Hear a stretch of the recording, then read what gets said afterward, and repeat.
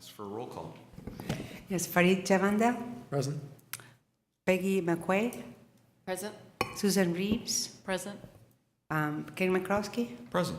and we want to welcome Harry Chomsky as the new member of the commission and replacing John Mickey. Present, and thank you. Welcome. Welcome. Our first matter of business is approval of the minutes from December 17th, 2013. Does anybody have any comments on the minutes? I do have a comment. I'm sorry, it's going to take me a second to. It's okay. I'll comment that I'll abstain as I was not attending that meeting. It's a different meeting.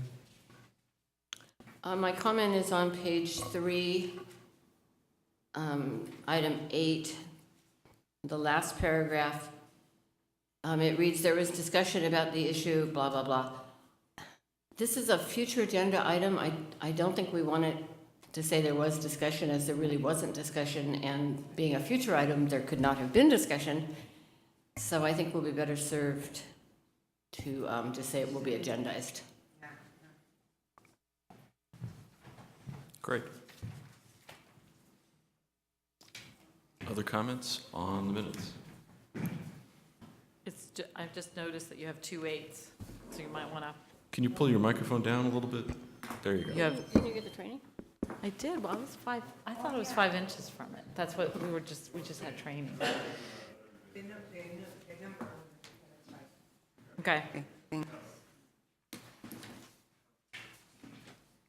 Okay. All in favor of, did you have any more? Nope. No? All in favor of approving the minutes as amended? Aye. Aye. Aye. And we have 2 abstains. Correct. Great. Well, this takes us to the public comment period of our meeting. This is a time for public comment on items that are not otherwise on our agenda. We give you about 3 minutes, and we ask that you fill in one of the little cards so we can get your name right in the minutes, and you can hand those to Aleda. Is there anybody here with comments for the public comment period? No? Okay. So hearing none, we'll move right along to our police report. Great. Good evening. Our statistics for December are we had a total of 17 collisions, 12 non-injury collisions, 5 injury collisions, 7 hit and runs, and 2 collisions that occurred on Marin. We issued approximately 110 moving violations and made 11 DUI arrests.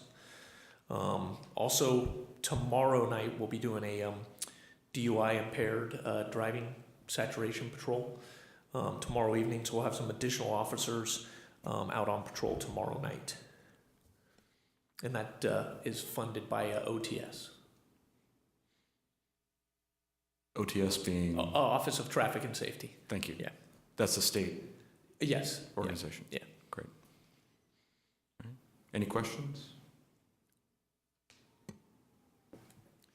Thank you very much. Great. Thank you. Thank you. All right. So that will move us right along to item number 6A, election of chair and vice chair. I have been the chair, and Farid has been the vice chair. Okay, may I make a suggestion? Please.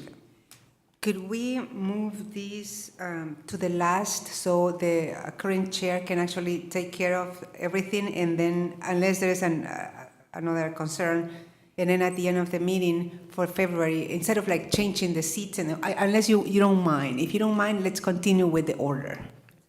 Fine. Any objections? Anybody's fine. No? Okay, that sounds fine to the group. So we'll continue number A to the end of the meeting, and we'll move on to item number B, the 800 block of Pomona traffic calming. Staff received a petition to conduct a speed and volume survey last year on the 800 block of Pomona. The presentation of the results of the survey were here at the commission in November of 2013. We did a 1-week survey with the Metro count counters. The speed limit the 85th percentile did not show evidence of speeding. In addition, residents of the block requested additional monitoring, and Mr. Knapp, I talked to Mr. Knapp, and I said that maybe what we could do is do a radar gun survey. My radar gun survey had problems with the battery, so I had to borrow one from the police department, which is the lighter gun. And I was there on Wednesday, almost in front of your house, conducting the survey. The report is attached to your packet, and what we found, or I found basically, is that the survey showed that 85th percentile in about 40 minutes was 26.70. I have to note that after eliminating or not counting the vehicles driving less than 15 miles per hour, because I noticed that there were some looking for parking there, the 85th percentile reached 27.75 miles per hour. And according to the pneumatic survey, when talking to Mr. Knapp, he was telling me that the school bell time was the most critical time. The survey, the 7-day survey, did not show that during from 7:45 to 8 was the time with the high speeds, but the time from 10 to noon, where actually cars were speeding, not speeding, but having faster speeds during the day. So that's why I kind of decided to go there at 10 instead of before the school time. I can do so later if that's the request from the commission, but the data from the pneumatic survey actually show 85th percentile of 27.1 from 10 a.m. to noon on weekdays, and which is kind of close to the radar gun observation in the 47 minutes. Another report. I generated another report from the pneumatic survey without taking into consideration vehicles driving less than 10 miles per hour. In this report, only accounted traffic observed on Wednesday, October 23rd, from 10 to noon. The 85th percentile speed was 27.1 in 70 vehicles observed during that time. So with the policy we have right now, this block would not qualify. However, as we have done with other blocks that do not qualify, we can have some markings, pavement markings that actually say something like slow, 25 miles per hour. So the block is about 780 feet long, and the width of the street is about between 32 and 30. So I don't know if the white solid marking along the parking might be a good idea without any kind of center line, because it will leave, about 15 or 14.5 feet for a two-way traffic circulation, pattern. So we usually, driving here, we usually kind of yield to one vehicle, so that would be the norm, but that's another option if you want to put it up for discussion there. So it's going to be very narrow, but we have narrower streets than that, and we're able to manage. So that actually concludes my presentation in terms of what we've done with the speed surveys. We can generate different reports with the data that I have too, if the commission would like to generate certain, other times of day. This is the report I presented on in October is a 7-day average. So we can actually isolate. With this particular block, I've been actually isolating weekends, weekdays, and nothing really actually, it's more than 28 or 27.75 miles per hour. And with that, I have,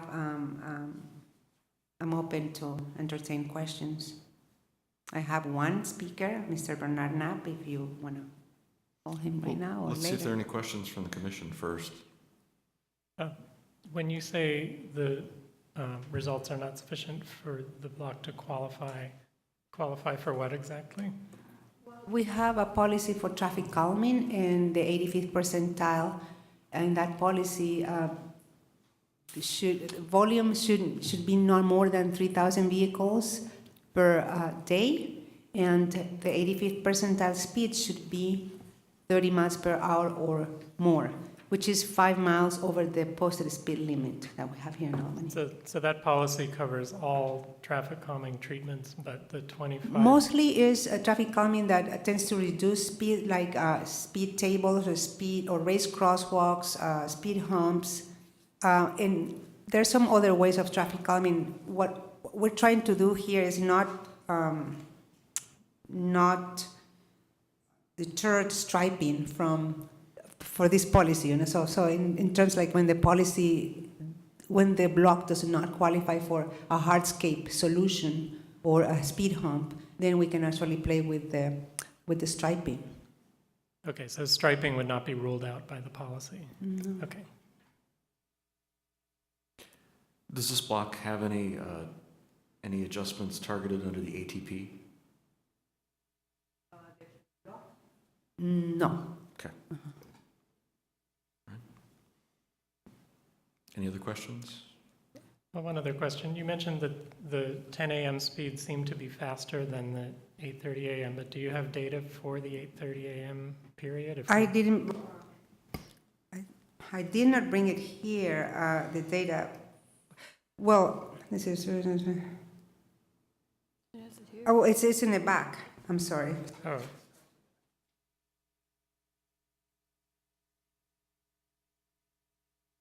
That's the average.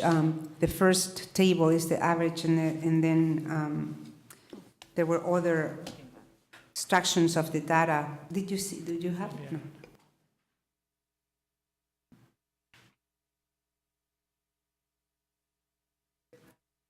that I have. Yeah. Okay, but, Yeah. but do you have it specifically for that morning period? No, not for that. I didn't Okay. bring it. But you can get that from the data you already Yes. have. Okay. When after I talked to Mr. Knapp, I went to the data, and I saw that the speeds were higher at 10 than at 8 or 7:45 in the morning. So the volume was greater, but then the speeds were a little bit slower overall, and more speeding or higher speeds were observed at this time, from 10 to 12.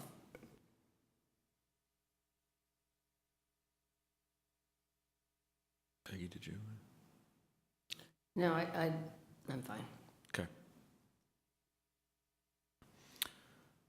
Well, actually, I guess I kind of have a question, I'm sorry. To go back to the policy, since the policy predates me on this commission, is it, I mean, I understand the 85 percentile, but is it sort of a given then that if they don't qualify, that the paint is sort of the acceptable next step? Or is it an exception to do paint? I guess that's how I'm phrasing Well, I guess this. it depends how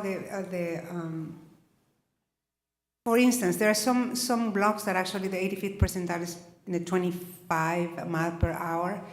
And of course, people are concerned about the 15% that is speed higher than that 85th percentile figure. So there might be some other options because it's really difficult for me to just, okay, well, you don't qualify. So can we do something? Can we do some maybe some signs that said, on a front lawn sign that said, please slow, kids play here, or something like that. I mean, that does not contemplated as a traffic calming on the street, but or striping. That striping is something that we've been doing maybe since last year, when the 800 block of Santa Fe, actually people from the 800 block of Santa Fe came to the commission, came to us and raised the issue of the speeding. And it's kind of like similar case.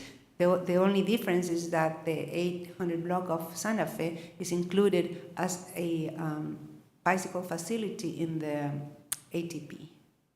So we have sharrows there, and there were some other discussions about a mini circle, bulb outs, and so those kind of solutions.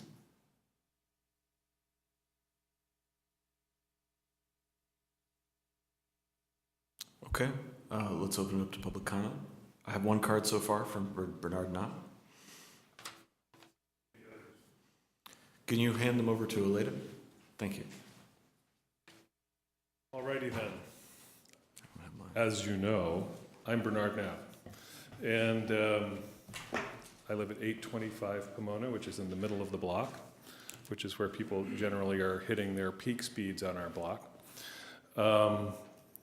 We on the block recognize that the speed study hasn't met the strict criteria for having a traffic humps, and that this commission is probably precluded by the policy from requiring them. Although, I will say that I believe that there's a block of Carmel that got traffic humps and did not meet the criteria. So I would suggest to this council that there is a precedent, to the council of the commission, that there is a precedent for the commission making a recommendation to the council that humps or other hardscape options are available or should be implemented for our block, even though this policy is strictly speaking not met. I think that the precedent establishes that the commission can act and can make a recommendation to the council can act on it, and in fact, on that block of Carmel, they got those bumps. So that's my first point.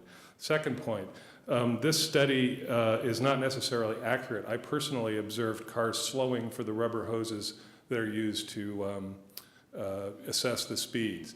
People see those hoses and they either slow down because they think their speed's being monitored, or they slow down because they don't know what they're looking at on the street.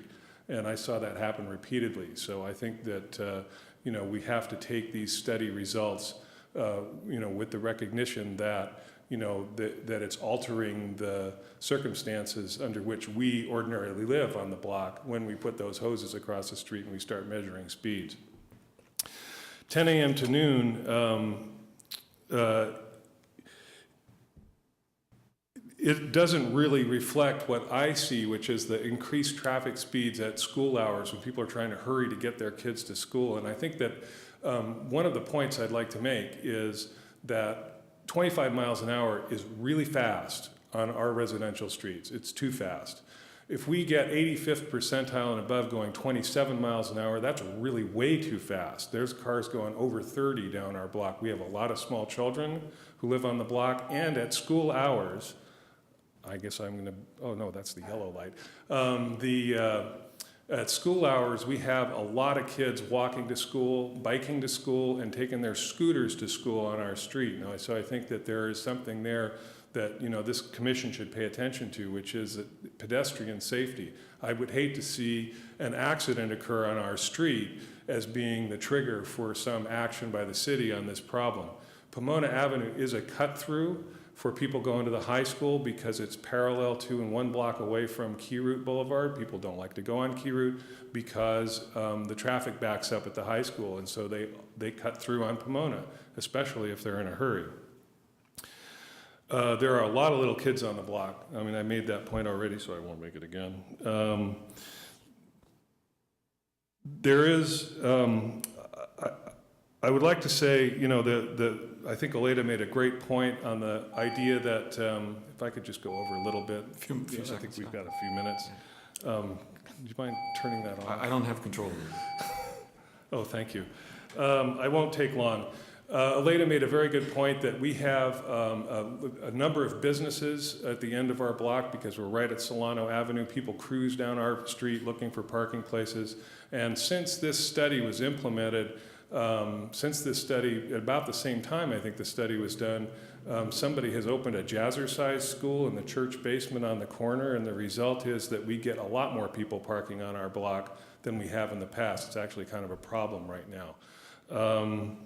And so I think these real low speed things, and also the other thing about these speed studies is, you know, if you've got people who are paying attention and know that there are children on the street and are driving safely, they're not driving more than 20 miles an hour. I went on a ride along when I became a member of this commission some years ago, and I was talking to one of the Albany police officers, and he told me he never drives over 20 miles an hour on any street. It's not safe. And so I think these studies are getting skewed, and there's a good argument there for changing our policy. This commission has the power to make a recommendation to the city council to change our policy so that this commission can consider special circumstances where the numbers aren't met, like ours. I mean, I think that would be appropriate. I mean, we have a lot of people in this town, we have a lot of streets, we have a lot of bicyclists. I know there's a lot of concern on this commission about bicyclist safety. It would not do any harm for traffic calming to be available to blocks where there are circumstances where it shows that it should happen, but it doesn't meet the numbers. I think that this commission should recommend to the council that the policy be changed to allow the commission to have the discretion to make recommendations and not just have it say, well, you didn't make the 30 miles an hour, and let it go at that. And let's see. We should probably move along. I got 3 more things to say. Three more sentences. If you let me. Sure enough. Okay, for traffic striping, I think it's a good idea to stripe the street, and I would recommend to this council that we put zebra stripes along the blocks. I've seen that in other towns, you know, those zigzag white stripes along the sides. That tends to slow people down. Second thing this commission could do is, and I would recommend this strongly, if it's legally possible, to make the intersection of Pomona and Washington a school crossing. It is a school crossing. I mean, we have dozens of children walking to school down our street, and that intersection is a dangerous intersection because it's offset, and even though there are stop signs, motorists don't know where to stop, they don't know when to go, and I think it would be a good idea to make that a school crossing. And I would recommend against putting anything on the street that said 25 miles an hour. It would encourage people to go too fast, in my opinion. And so I hope the commission will act and will allow staff to talk with us about, you know, what kind of street painting we can do to address this problem, and maybe even, as in the case of Carmel, recommend a hump. And the last thing I have to suggest is I remember there was some street painting that the residents of Dartmouth wanted to do, residential street painting by the residents, and I think that's something that we would like to be able to talk to staff about and maybe do on our block. And I'm sorry I went over so long. Thank you very much. Thank you. Philip Chen.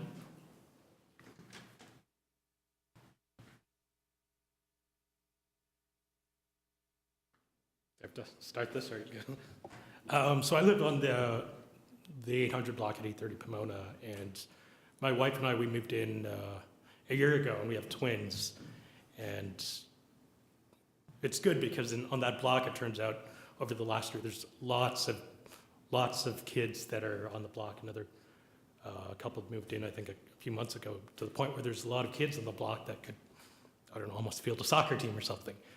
But I do find it a little bit dangerous every day when I look outside and I see cars kind of speeding and accelerating. And when I go out with my twins, I have to basically grab them with a hand and on the wrist to make sure they don't run out, because I'm basically the way my front door opens, I've got a porch and it goes directly straight out to the street, and they just run straight out to the street.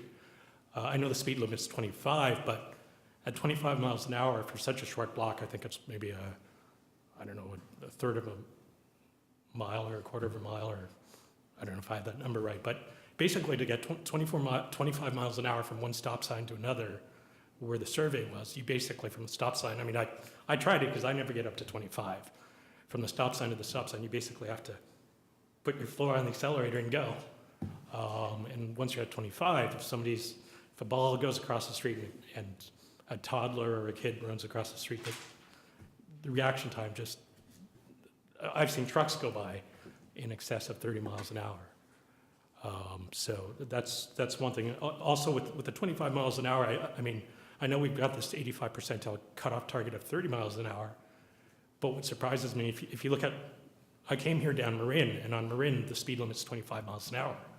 And I'm sure you guys can imagine the speeds of cars going down Marin, they're going pretty quick. So basically we're saying people on the 800 block from a really short stretch from stop sign to stop sign can go in excess of the speeds on Marin.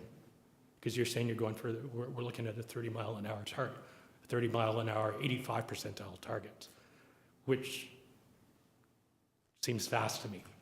Also, with regards to the 1 week survey, Elita had sent me the raw data to look at all the data and the bins for different speeds. And my wife's a data person. We looked at it, and basically, ignoring the 85 percentile, just even if you work with 25 mile an hour speed limit, which I think is too fast for that area, given it's a short stretch from one stop sign to another. Basically, from the raw data, the 1 week survey, 20% of vehicles that went across the pneumatic tube, basically 20% of vehicles exceeded the 25 mile an hour speed limit. So that's 1 out of every 5 cars in the survey exceeded 25 mile an hour speed limit. Now, if you remove those cars which are presumably slowing down to park, so remove the vehicles that are traveling 15 miles an hour or lower, then you've got 25% of vehicles in the survey are exceeding the limit of 25 miles an hour. So 1 out of every 4 cars are exceeding the 25 mile per hour speed limit.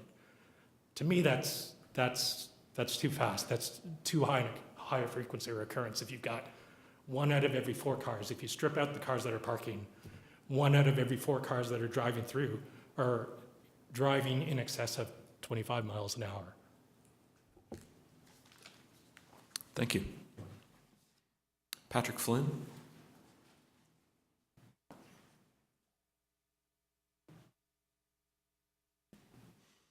Hi, my name is Patrick Flynn. I live on 833 Pomona, a couple doors down from Bernard. I moved to the block about 3 years ago. I have 3 children of my own. My wife and I counted 20 school-age children, or middle school-age children and below that live on our block. To the points that have been made already, I'll just speak. The 25 miles an hour just seems far too high, especially in the evening hours when there's a lot of kids out and about, parents getting home from work, both parents on the block, but then also people commuting back and forth to the Albany pool that's just open a block and a half down. It's very dangerous, and so there's a lot of concern with the parents on the block, especially. We made the joke that, to Bernard's point about people slowing down when they see the tubes, that were the data on the survey not to come back in our benefit, we were just going to go down to Ace Hardware, buy some pneumatic tubes, and lay them down, and let that be our own traffic calming. So I would request that, you know, a little bit of you know, leeway be given, or something, that we take the results with a grain of salt, but then also look at the concern. There's 5 people in the room, 4 of whom are from our block. There's a lot of concern on the block with the speed. So thank you. Thank you.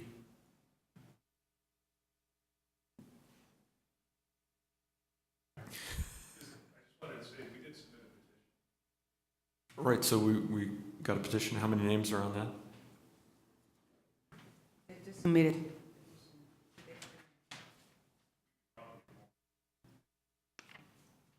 You want to take a look? Thank you. If I could amend it, there's actually all 5 of us.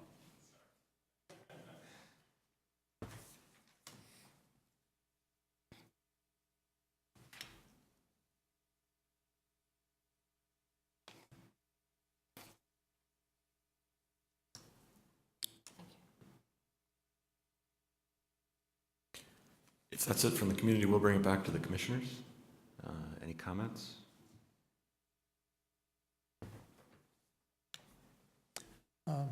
I'll comment a little bit on the thresholds, just to the extent that the thresholds are set not to identify when there's speeding, but when there's significant speeding.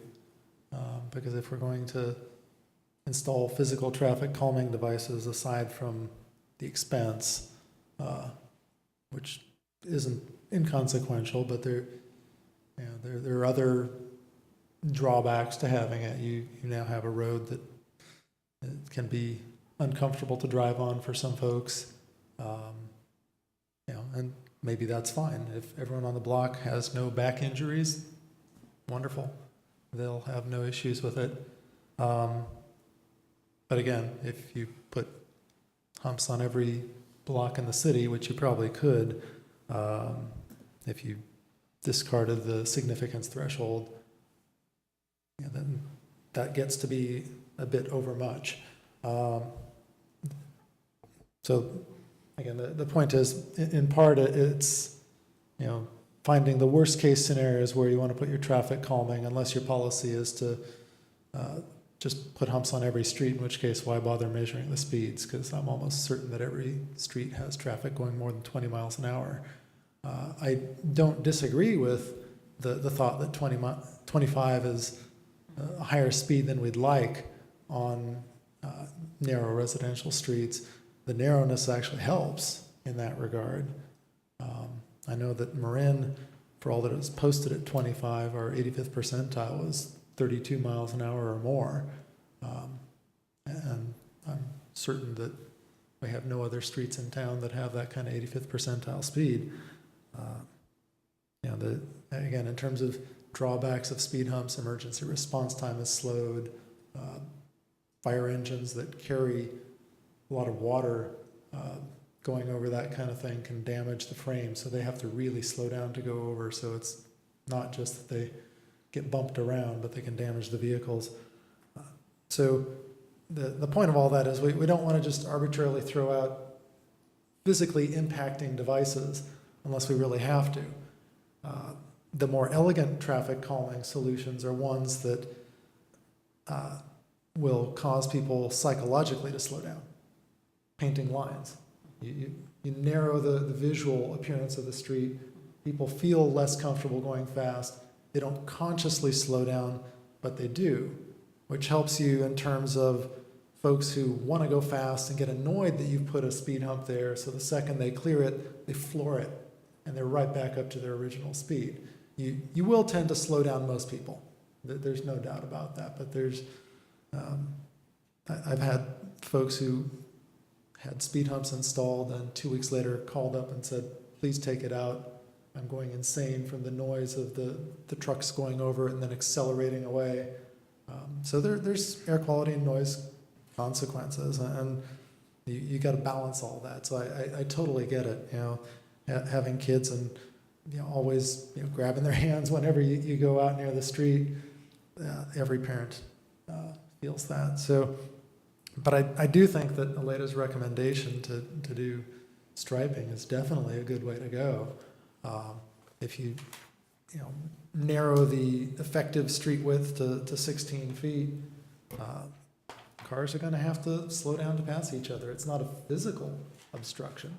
So they still have the same physical ability to pass one another. But if they're a little further away from the parked cars, that oncoming car that they see is going to kind of change their perception of how they drive. So I think that that's a fine idea. Personally, I think Carmel was a mistake.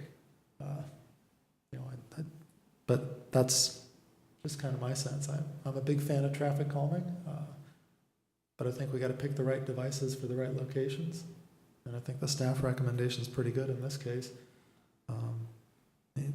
I haven't talked about the traffic volume, 600 ADT, pretty good compared to a lot of streets that I've ever studied. So, my general thoughts.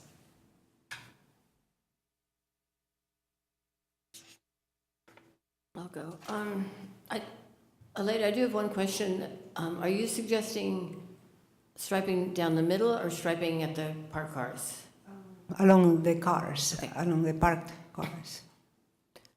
Well, I think that's a good idea. I don't like to penalize the people that are not speeding, and when you start doing things that bring everybody's speed down, basically you're punishing people that are following the law, and that doesn't make a lot of sense. So I like the visual cueing people to slow down. I'm wondering if there's a way, and this may be a discussion for another time, but maybe just start thinking about these things. If a neighborhood or a street asks for a survey and we get in this situation, if staff can simply move ahead with a painting project without having to go back and do another survey and spend a lot of time and energy on your side, and also causing a lot of angst to the neighbors, and then having us have to sit here and discuss it. If we could, and like I said before, this policy came before me. I'm not sure if it would be easy to amend the policy to have, here's part A, and if that doesn't work, then immediately we go right into part B and we do this and we're done, rather than coming back again. Just something to think about. And I think, and this I know is a potential future agenda item, of having a discussion about the residential streets, and I'm obviously not including Marin, but the more narrow residential streets, and if we want to think about a blanket speed limit policy for all of those streets, or many of those streets. And again, it would be a future agenda item if the commission felt the need to do that, but I think that might be worth doing. Well, I was going to say that the California Vehicle Code recommends or states that in residential streets, 25 miles per hour is the speed limit. There are some, for creation of zones, for instance, you can decrease the speed limit by chunks of 5 and create zones that are 20 and test again and see if 20 it's a realistic speed for that street, because you have to take into consideration the physical characteristics, the land uses, and basically if there's, of course, if there's a school, and then monitor again. Then if they want, because also I've heard, lowering to 15 miles per hour when even if it is flat or near a school, you have to go by segments, 5 and then 15.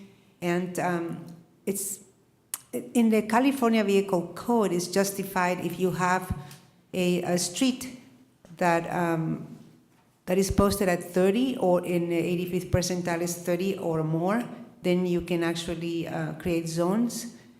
We don't have that. The only street in town is San Pablo Avenue that has 30 miles per hour. So Buchanan is 25. People drive faster than that. Hopefully with the traffic calming and all of the traffic signals and the signal synchronization project through the I-80 ICM corridor, that is going to have signal synchronization throughout Buchanan and possibly Marine. So we can keep the speeds through the signals at 25 miles per hour, and then we're going to be okay. So I don't know, it's another subject. It's a subject for a different discussion. If you want to take a look at the residential speed limit, it is complicated, it's not easy. That's one thing I have to say. Yeah, on the 15 mile an hour speed limit, the legislature in the last few years enacted some changes in the vehicle code that allows on 2-lane streets within school zones, so within 500 feet of a school, you can, by council resolution or ordinance, reduce the speed limit from 25 to 15 or 20. 20 first and then 15, or? You can go straight to 15. Okay. On the basis of that applying when children are present going to or from school or during the noon hour. So that morning period that was of concern, or lunchtime, or the afternoon pickup period, that's when the lower speed limit would apply. It applies to elementary schools, so we wouldn't be able to use it near the high school, and we're not within 500 feet of the high school anyway. So that's 2 reasons it wouldn't work. And I'd have to double check as far as yellow crosswalks. I think that again applies to elementary school zones. but I'd have to Here we double check. put it in front of the high school. I mean, basically the Yeah, yellow that, ones. that may be too. And again, if it's part of the designated walking route to school, that's where you can do the yellow crosswalks. I don't know how much it would change the mid-block speeds. I'm not inherently opposed to that. But yeah, the 15 mile an hour is something that the council could do. But again, on 2-lane roads within 500 feet of elementary schools. Do that because there have been some requests regarding that change. Yeah, so theoretically, Santa Fe is an example you could do it on. Were you still talking? No, I didn't mean Sorry. to get into this discussion. I didn't mean to start this discussion, I meant down the road. Please agendize it for the future, you know, the school zones. I'm done. You're done, okay. Susan? So Bernard mentioned school crossing, is that the yellow zone, is that you were just mentioning? So that has to deal more with elementary schools? Generally, but I don't think it's exclusively. You can middle school and high school, I think. But again, it's just the same markings, but yellow instead of white, and a school zone pavement legend on the street. Okay. But that's within a specified distance of the schools. I'm interested in, well, I was interested back when we had the presentation, and then we had another meeting on the community street painting that Bernard also brought up. I think those are some creative ways, especially for this. I think if I remember the criteria for those, it was kind of the 600, that 600 cars would qualify in that. But I think it has to come out of the community. I think we left it at a subcommittee from this commission and Arts Committee. Parks and Recreation Committee? No. Arts Committee. Arts Committee, that's right. So I don't think that there's been any joint meetings or anything like that. We had one. I think it's still on the radar, it's just a low priority right now with the staff person. So I can take it as a higher priority if I'm gonna be well, no, you're not anymore, but I'll be at the Arts Commission in February, so I'm gonna maybe remind them. Okay.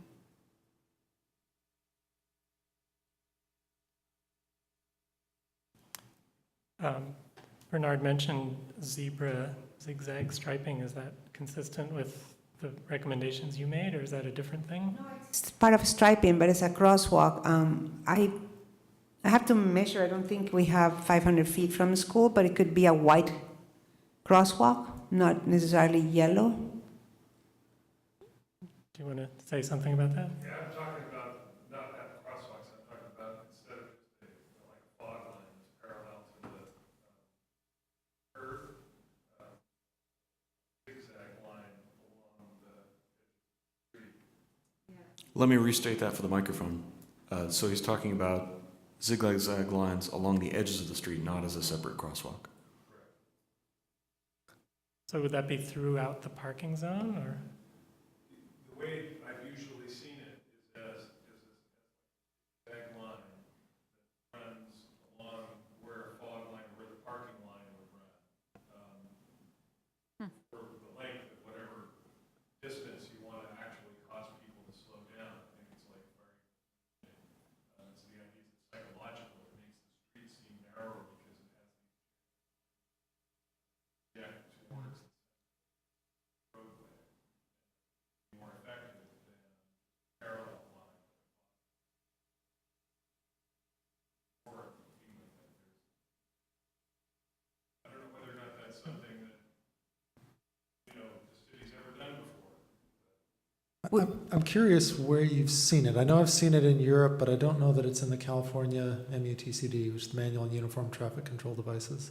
I don't know the answer to that question. I also know I've seen it in Europe, and I think I've seen it in Berkeley, but I'm not completely sure. Milvia Street, I think.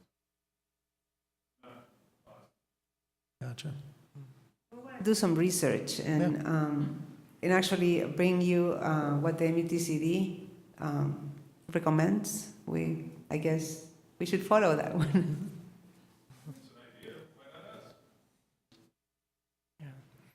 So I basically agree with what most of you have said, that there doesn't seem to be the data to warrant a deviation from the policy in this case, but anything we can do with striping, I think, would be a benefit for everybody. So.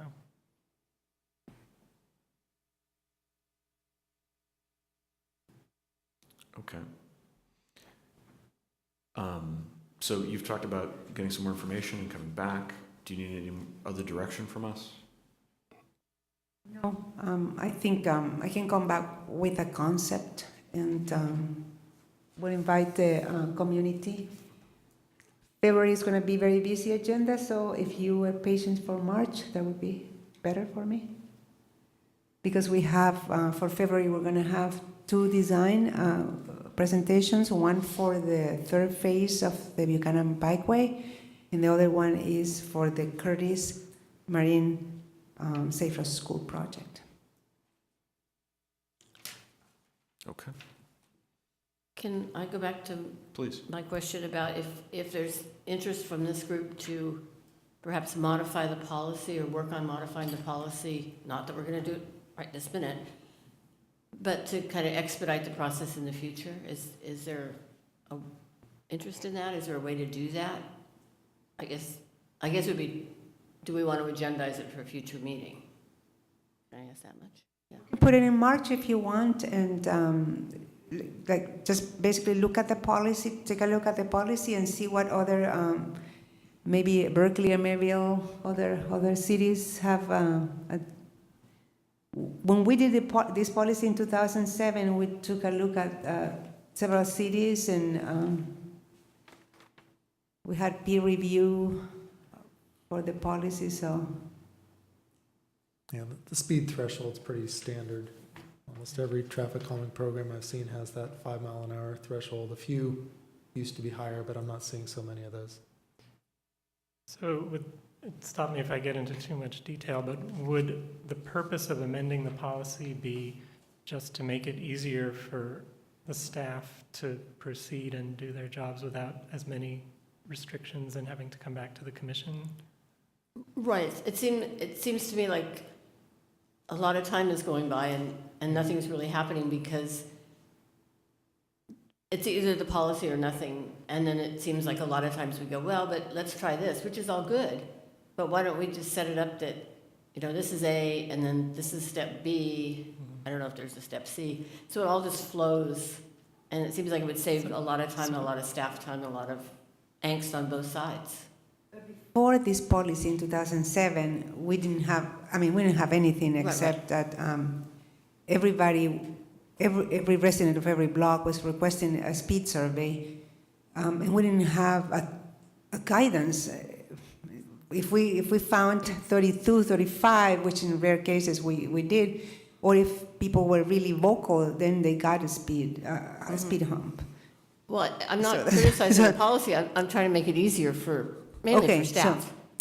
So then maybe incorporating the policy is, if the one thing that is lacking is that if the block doesn't qualify, but people still, or the commission still feels that there's some traffic calming that can be implemented in the form of a visual or psychological impact, then we can actually consider striping, signs, banners, whatever. So maybe that's the part, but it doesn't hurt to actually look at what we have.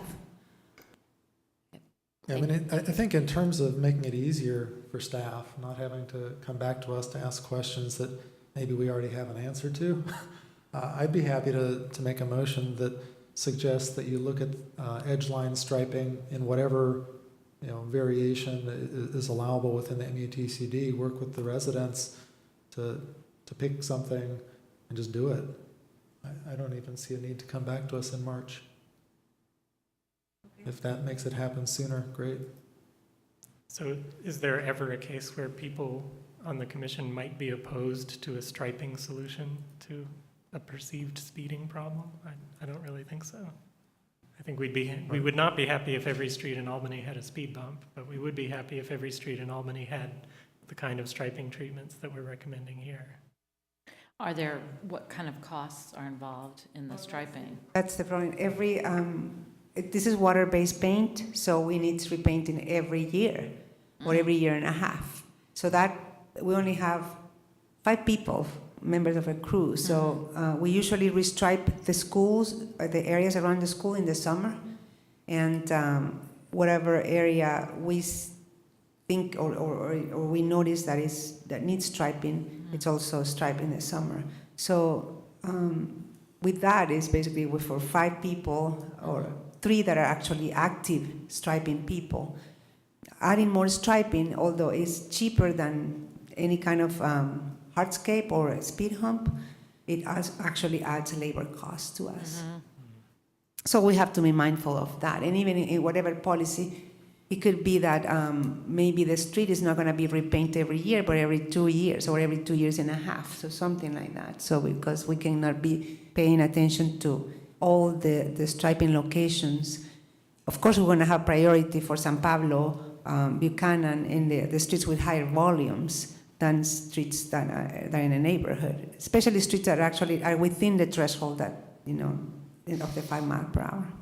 Though if we captured, if we use this in several places and measured its effectiveness, might be the kind of thing that we'd want to invest in over speed humps or that kind of thing, and maybe, I mean those would be things I think we should think about as a commission, that especially if they're effective, should we actually do more and fund that, we don't fund it, but whatever we do to endorse or recommend that in the budget, just an idea. Okay. Fareed, did you want to make your Sure. I would motion? move that staff investigate edgeline striping options, discuss them with the neighborhood, and if there's agreement, implement them. Do we have a second? I'll second that. Any further discussion? All in favor? Aye. Aye. Aye. Motion carries. I'll be contacting you. All right. I think that closes that one out. Thank you. Thank you for coming. And we're going to move on to item C, I-80 Integrated Corridor Project Wayfinding Plan and Signage for the intersection of Buchanan and the highway off-ramps. Yes, in your packet, electronic packet, I included a copy of this signage plan that I tried to incorporate your comments and also the Soles and Dollars comments that it was an email that we received from Preston Jordan last month before this presentation. I forwarded to you, but I tried to incorporate that. I'm going to see if I can zoom in so you can actually take a better look at this. So just to refresh your memories, there was a request last time to eliminate the first to include in every sign that has Albany San Pablo to include the Buchanan Bikeway. In that, the Buchanan Bikeway location as a destination. And I did that here. For instance, sign 1-1 it says our Buchanan Bikeway. And the other request from the commission was to eliminate the Bay Trail logo and replace it with the word Bay Trail. And that's basically on all the signs that have this red X marking. And let me see if I can just dim the lights a little bit so we can see better.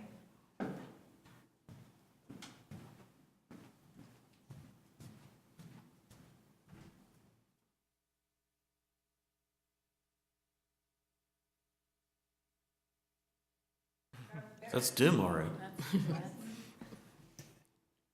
Don't adjust your television. Okay, much better? That's fine. Yeah, well, you're looking at it right. We don't have an audience to be in the dark anyway, so it's fine. So, yeah, I think it's better to see this visual here. So we actually eliminate across the Bay Trail sign, logo, and added to Bay Trail with the arrow. The other change, and that's basically the changes from the Traffic and Safety Commission. The other change from the Albany Strollers and Rollers was to change the location of sign 3 and sign 5.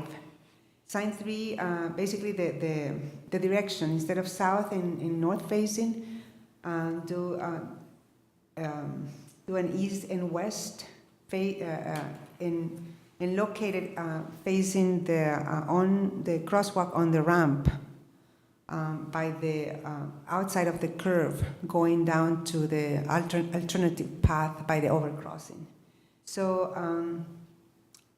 that's one change here. Add Buchanan Bikeway and East Shore Highway legend. South, sign 5. It's adding all of these 5 north facing, adding Solano San Pablo, Buchanan Bikeway, East Shore Highway, and Bay Trail. And some kind of a different arrows that indicate that we have to go around. It's not a straight line, but you have to actually, it's a curve that we have to follow. So this sign, this sketch was also sent to Caltrans. They are going to accommodate our requests. The other thing that the Strollers and Rollers asked was to see if we can add a sign at the Buchanan Pierce Plaza. And with that, I'm going to see if we can actually look at this on the projector. I'm sorry that I was doing that just before the meeting, so I'm going to tell you what the east-west sign will say, and it's open for discussion. So if we can, let me see what we can do that. Oops. Sorry.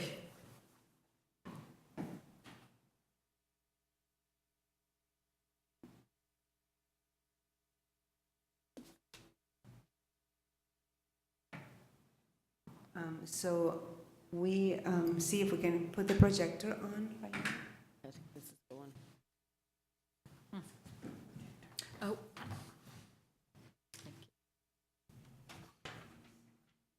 Here?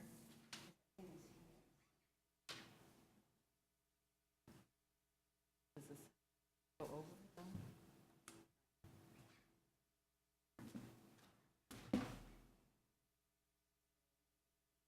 Maybe let's do it here. Yeah, I think. So the next thing is to change the.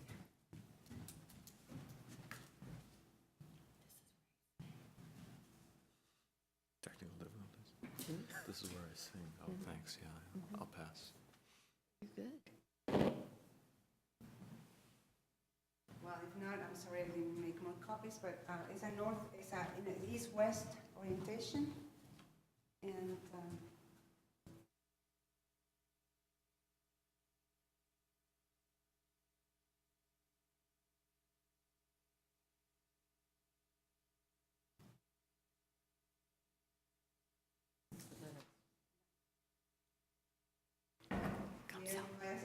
here, here. Oh, there we go. If there's anything I can. Oh, yeah.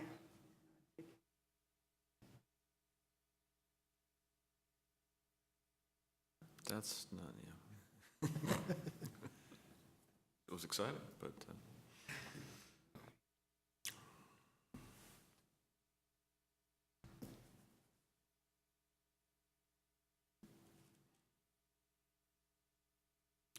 This is where we need commercial. I usually try not to check my email messages. It's Amy. Don't forget. For breaks, for the TV. Commercial breaks, yeah. I'd like to remind you that our broadcast this evening is sponsored by the City of Albany. Very good. And the letter P and the number 3. Great. Ooh, look at that.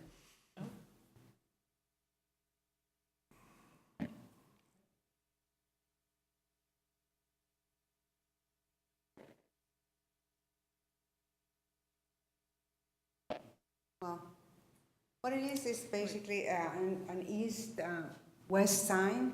The east-facing sign would have the following legend. It's basically Bay Trail, East Shore Highway, and Albany Shoreline. And the west-facing sign would have Solano San Pablo and Buchanan Bikeway with an arrow pointing to the right. The arrow for the east-facing would be upwards and centered between the three destinations. So that's the idea. Thank you.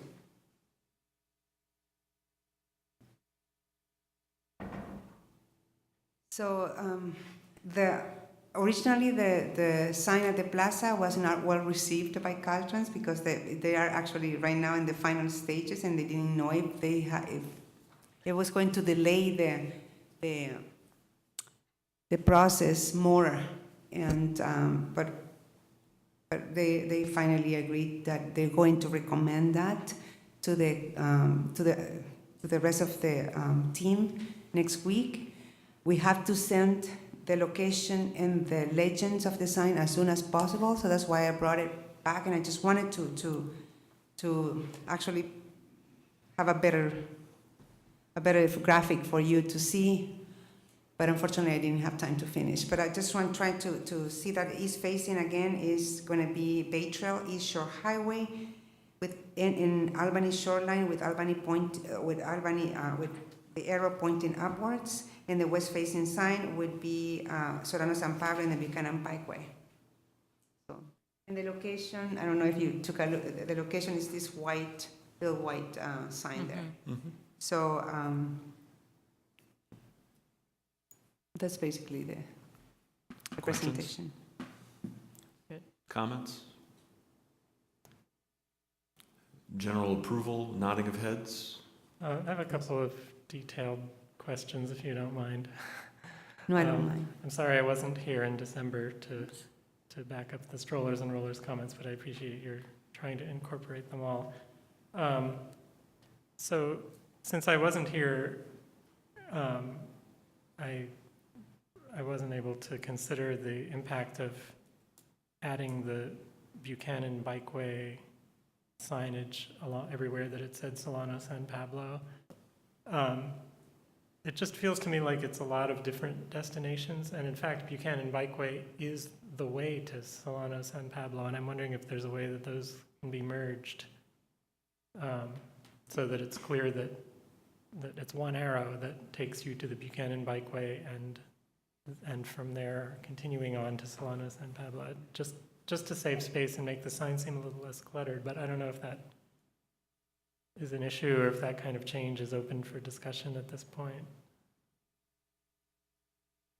Well, I can make the changes if the commission agrees.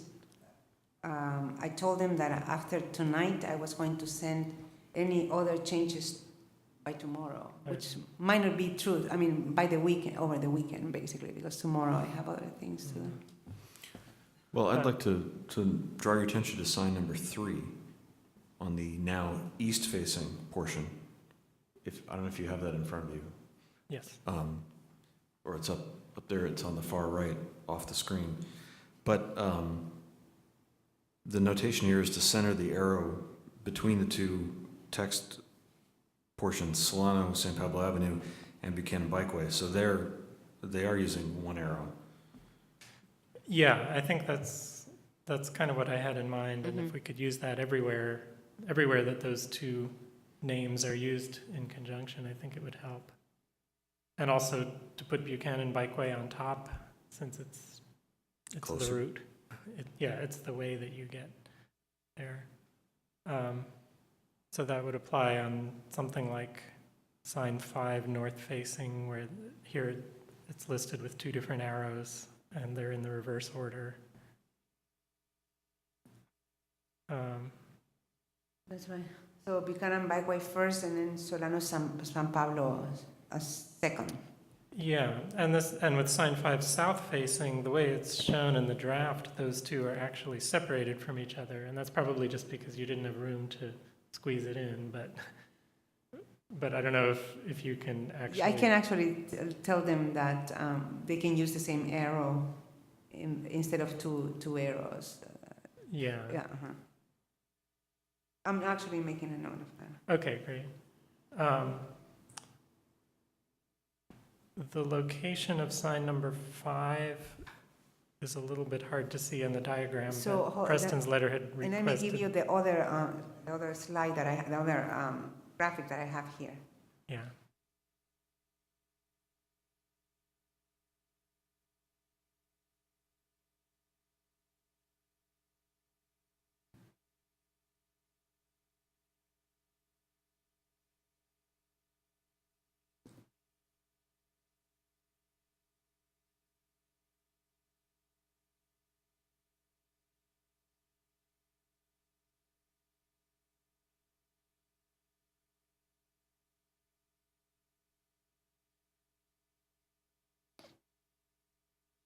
I also put this sign location, and I tried to actually, with pen, actually, put the sign orientation. Let's see if we can see it well here. Yeah.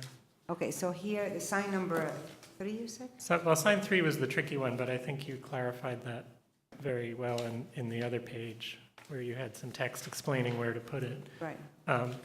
Sign 5, there was no clarification, so I just want to make sure the location is clear from the picture. 5. Yeah, there it 5 is. is right there. So, I don't know, let me,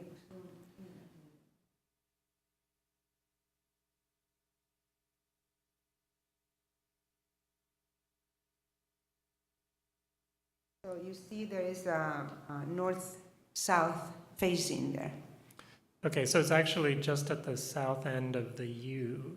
It's, okay, so it is, okay, I think that's exactly where Preston's letter had suggested it. Yeah, I just actually, couldn't see that. we were working together on this, Okay, and I okay. sent it to him just to make sure that Yeah. I understood exactly where he was referring to, and he said, yes, it's fine, Mhm. because from the email it was a little bit hard to understand. Yeah. Mhm.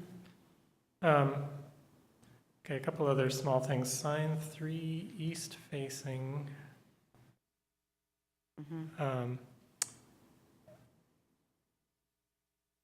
So it has one arrow pointing to all the shore type destinations, but it doesn't, at this point, I'm not sure if it has any arrow pointing the other direction.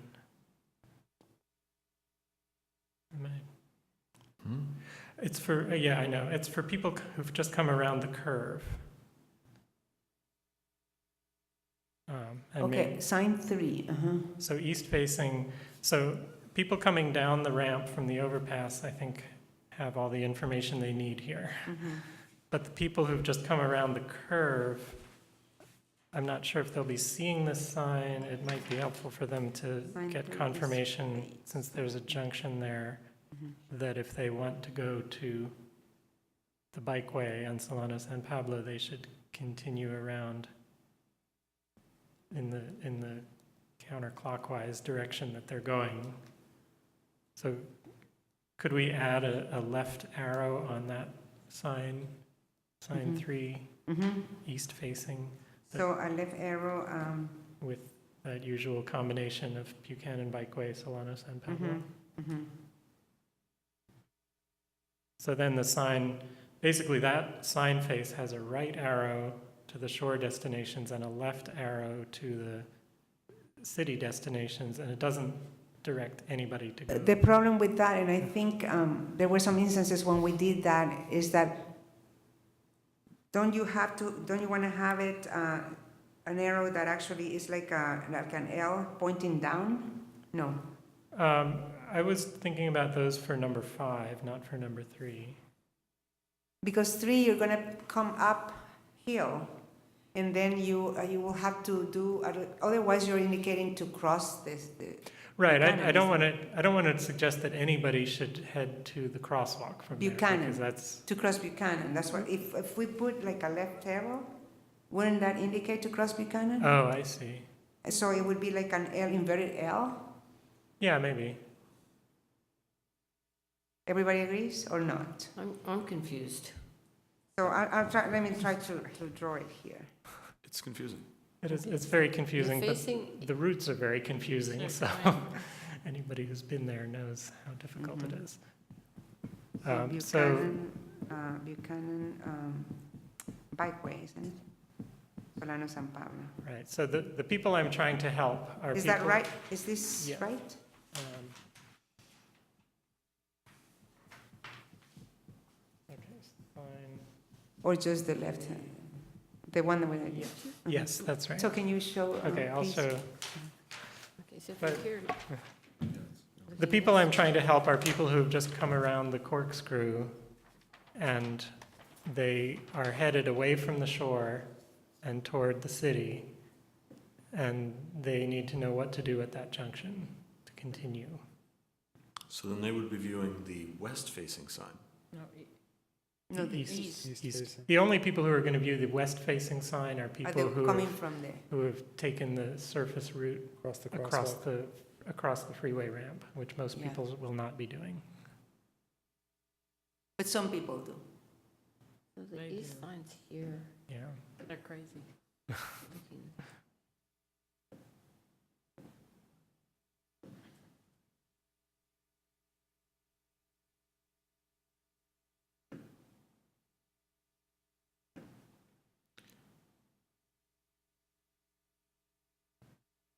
So that east-facing sign 3 would have Solano, San Pablo, Buchanan Bikeway with a left-facing curved arrow. A left arrow that then curves down. And then like with a Similar hook to- down. Right, yeah. Uh-huh. Yeah. Because if we put like just a left arrow, it would, some people, I don't know. I've seen people actually walking, coming from Target on Buchanan. Mhm. With children. Walking across Buchanan. Not across, but along, parallel to the traffic. On the south side On of the the south overpass. side. Yeah. Mm-hmm. I've seen many people doing that. There's a raised shoulder that's supposed to keep people from running into the edge of the structure, but some people view it as a As a sidewalk. 1-foot wide sidewalk. Scary. Okay. All right. And let's see, my next small point was sign 5 north facing. North. So here you added a Bay Trail sign with an arrow. Should that arrow be a hooked arrow, just like the Albany shoreline? Because really the Albany shoreline and Bay Yes. Trail are the same route from there. 5. So- Yeah, that's So on right. sign 5, both of the signs pointing to the Bay Trail are basically pointing directly at the railroad tracks. Right. And so we should But put a they have curve. that hook. Yeah. Yeah, we Right. should put a hook on the north-facing sign. The south-facing sign, I think just a diagonal is good enough to get them on the right path. A diagonal, okay. Uh-huh. Yeah, that would actually be an improvement on the south facing side. Yeah. Sort of an up to the right sloping. Yeah. diagonal. And then the East Shore Highway and Bay Trail, north, like going north. Like, or up. Up. Uh-huh. Mhm. It's only But one arrow. East Shore Highway is the only one that points up, Yeah. right? And the Bay Trail, no, the Bay Trail is okay, isn't it? Well, the Bay Trail just needs to have the curve. The curve, Right. that's right, so. Yeah, I think there was an earlier version where the Bay Trail arrow was pointing the wrong way altogether, but Yeah, in this we have- printed version we have here, it points left, which is basically the direction you want to go, but the hook would make it clearer. Yeah. Make a left followed by another left. Will it be like this? Oh, and by the way, I have a diagonal here. Believe me, you don't want to be working alone on these things. You have to, it's just awful. This is a terrible confusion. Not quite. I would picture it going left and then down. You have it going up and then left. Yeah. The little blue arrow there. Oh, right. So it should look the same as the arrow for Albany shoreline. Yeah. And I would even suggest that it could just be one arrow for those two destinations, two, if that uh-huh. works. In keeping with my other suggestion about, Where is the Albany shore, you're talking about sign 5 north facing, where is the Albany shoreline? So sign 5 where it says shoreline on the left side of the block, Oh, that's right, yeah. there's that left and down arrow. Yeah, so it's the That- same. Yeah, the Bay Trail's the same as that. Yeah, that's right. okay. And you could lump those two destinations together. Okay, I have two more things, and then I will be done.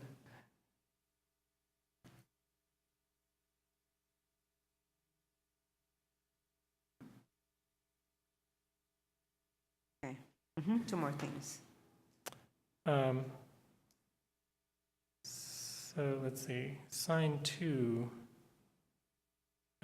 It's a little hard to read the diagram here, but I think sign 2 east facing looks fine. The changes you made. The west facing, I wonder if that arrow needs to be tilted a bit to encourage people to take the lower route. Right, that's right. Sign here.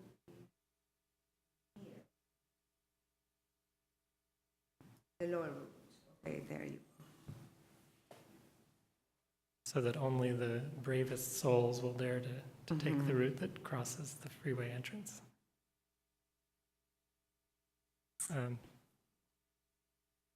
It would be to the left, isn't it? Yes, a diagonal to the left. Okay. And Another one? finally, the suggestion you made for the plaza, I think looks wonderful. And my only slight change, it kind of depends on exactly where the sign goes, but where it was shown in the picture you gave, Yeah, that's basically. I think maybe the arrow again should angle to the left to make clear that people should be going up the ramp and not down that spur of That's right, Cleveland. yeah. Yeah. Can we go back to sign 3, please? Yeah. I'm sorry, I'm still confused. Me too. I confused him. If, as I'm understanding it, you're at sign 3 and you're facing east, to get to the Buchanan Bikeway, you want to go to the right, not the left. Am I correct? Sign 3, you're facing east, so you're looking at the west-facing sign. Yeah. Oh, okay. Okay, I understand it now. Thank you. Right, so Tricky, Buchanan you guys. Bikeway and Solano San Pablo are to the right, and East Shore Highway is to the left.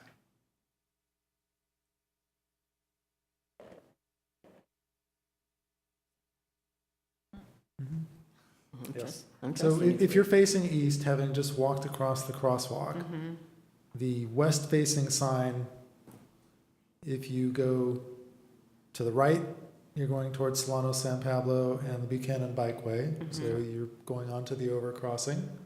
If you go left, you're taking the hook ramp down underneath. So that's All right. what we've got. Okay. Next time we'll do a little diorama. Put the little signs on there. You have no idea all of this, the work back and forth at this thing. I mean, just like, I was there. I mean, I put this in front of me and it's like, okay, this is face. It's just, you don't want to be alone working on this. I almost sent everybody an email saying, come on, Come on down. help. Party. All right. Any Okay, other is that comments it? on that? Are those the questions? Okay, great. Thanks for letting us have the input on that. And thanks So- for doing last-minute work to make the updates for Caltrans. Okay, so I'll make the changes. I think you don't need to see them again, but I just want to send it to Caltrans once I make the changes that you guys recommended tonight. Terrific.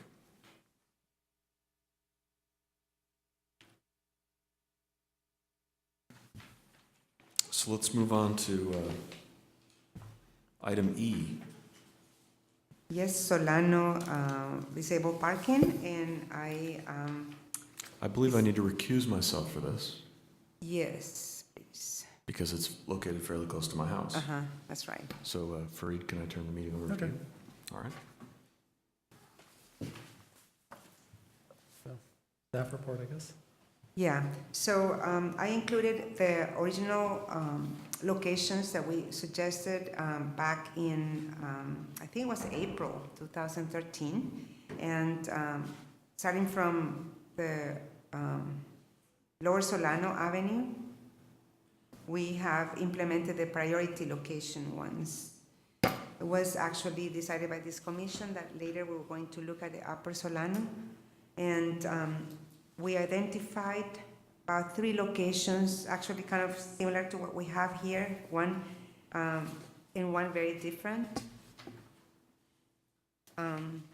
Again, the same criteria. We are trying to locate these disabled parking spaces next to a driveway and look at the condition of the sidewalk to see if it's a little bit walkable. So we have,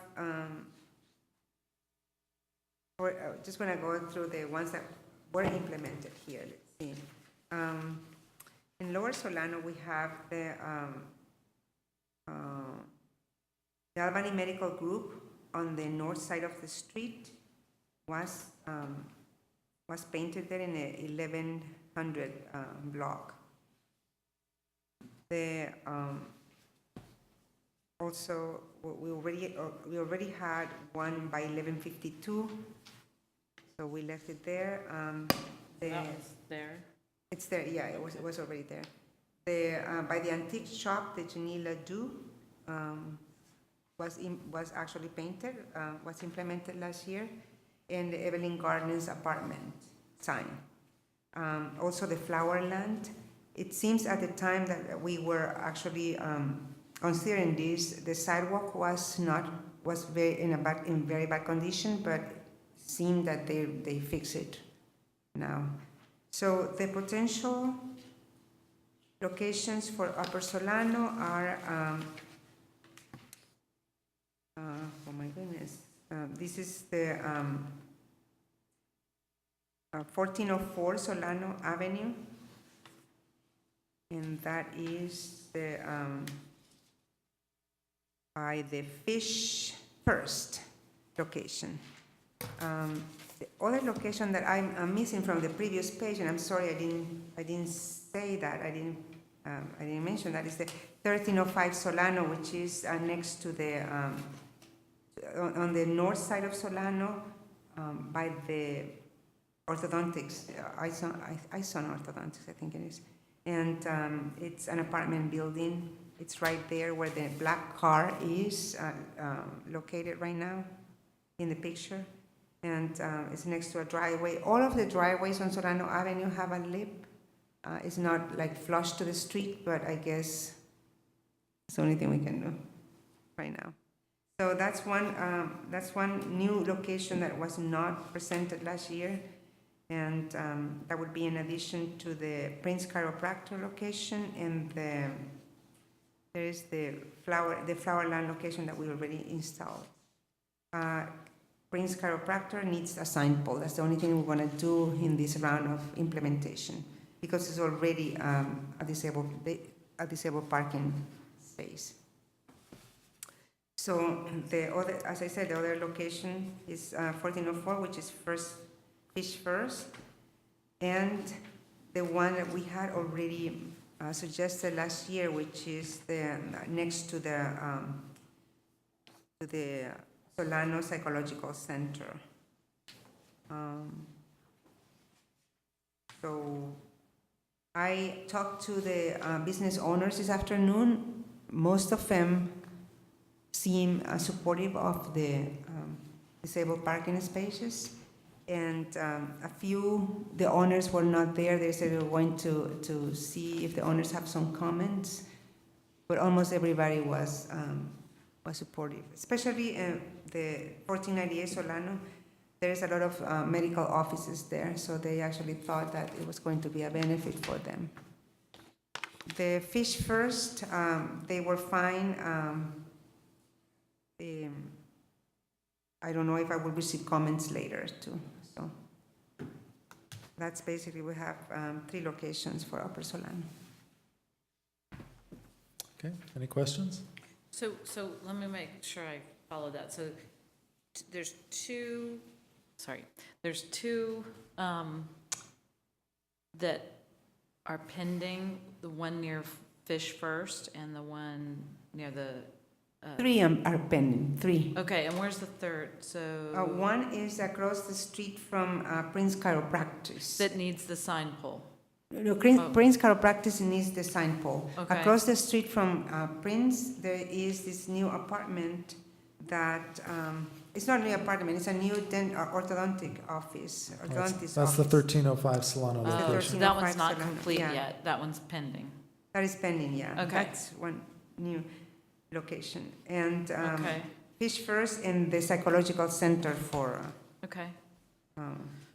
Solano Psychological Center, which is the 1498 location Okay. where the white car is. I'm going to try to put it screen right.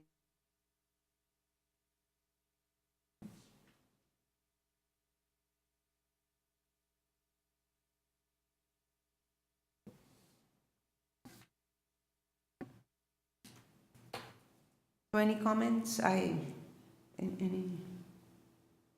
What happened to the idea of doing one at Cagini's where there's quite a bit of red that's not a bus zone? Is it possible to shrink that red and add a parking place and have that a disabled parking place? Where? In front of Cagini's, which. Oh, that's right. I'm sorry I didn't follow up on that one. That's right. So, I think that's a good possibility. There's a lot of restaurants right there. yeah. Um, You know what? I apologize. I didn't follow up on that one.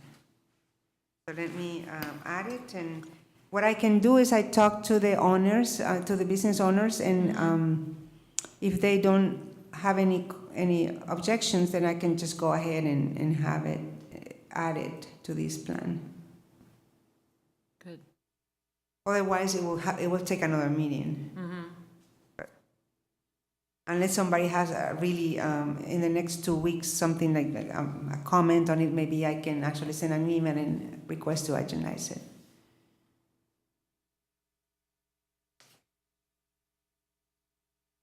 Let me bring Cucini's so I can. Do you remember which block I'm talking about? It's the same block as Solano Cyclery. Does that tell anybody what block Oh, it is? that's right. That's right. So that's east of Peralta. Right, it's between Ordway and Peralta. Okay, so let me just. It was probably 1550, assuming they run like Marin.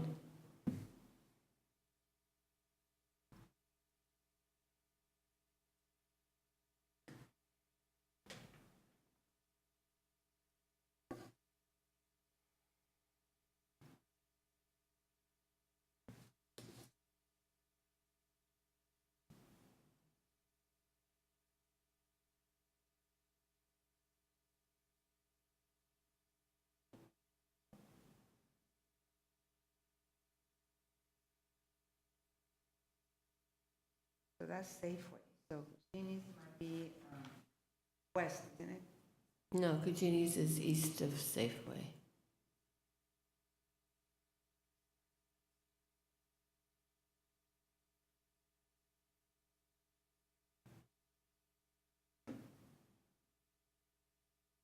About 1575 or thereabouts.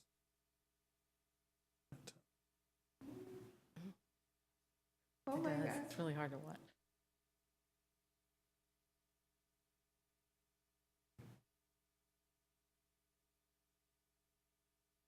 $15.60.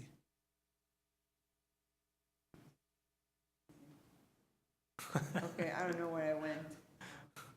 Went too fast for me. You could look it up.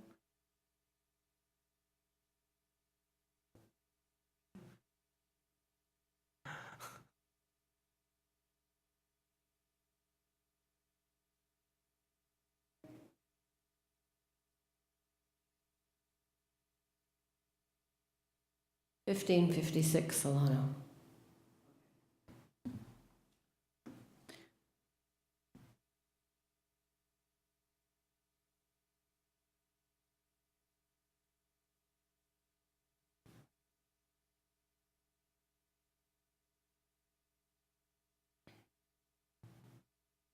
It's just past the driveway.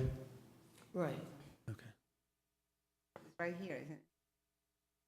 Mm-hmm. Yeah. And there's a, slow down, you're going to, Okay, here. we need a speed hump for you. Yeah. Too fast. Right by the street light pole. The interesting thing is that we this Wi-Fi is so fast here at Public Works. You should see. I mean, it takes forever to look at this. So there you go. This one is that right? So, And see, it's all painted red, but that's not part of the bus stop. that's right. So it seems like it could have less red and more blue. Yeah, and one more blue. Yeah, there. That's a great option. Actually.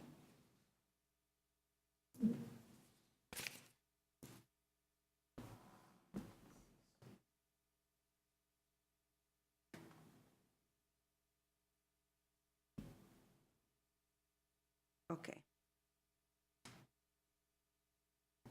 Okay, then I'll talk to the business owners along the block and see what. I don't think they will oppose anything. So. It's adding another parking space, though. Right.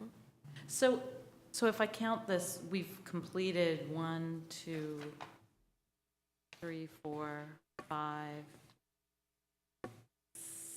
6. The And we have potential 3 yeah, pending, is the, that- the yellow ones? Yeah. The yellow ones are completed? Yes. 3, 4. And the orange one? The orange one is existing. Oh, was our, oh. So there are I only could've read 4 that we the only 4 that we added 2, last year. 4, and then we're working on 3 more. Actually, 4 more. 4 more. Mhm. Oh, because of the. We added the Cugini one. Good. Good. Great. Okay, I think that's. Any comments? Okay.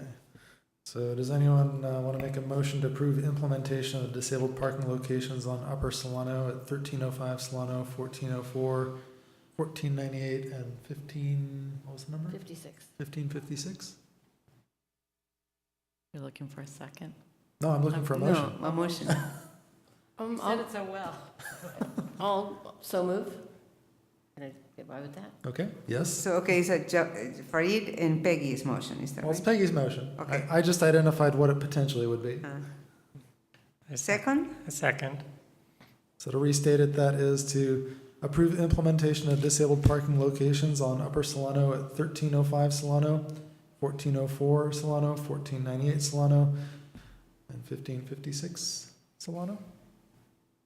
All in favor? Aye. Aye. Aye. Okay, passes. Which means we can get Ken back now. Right.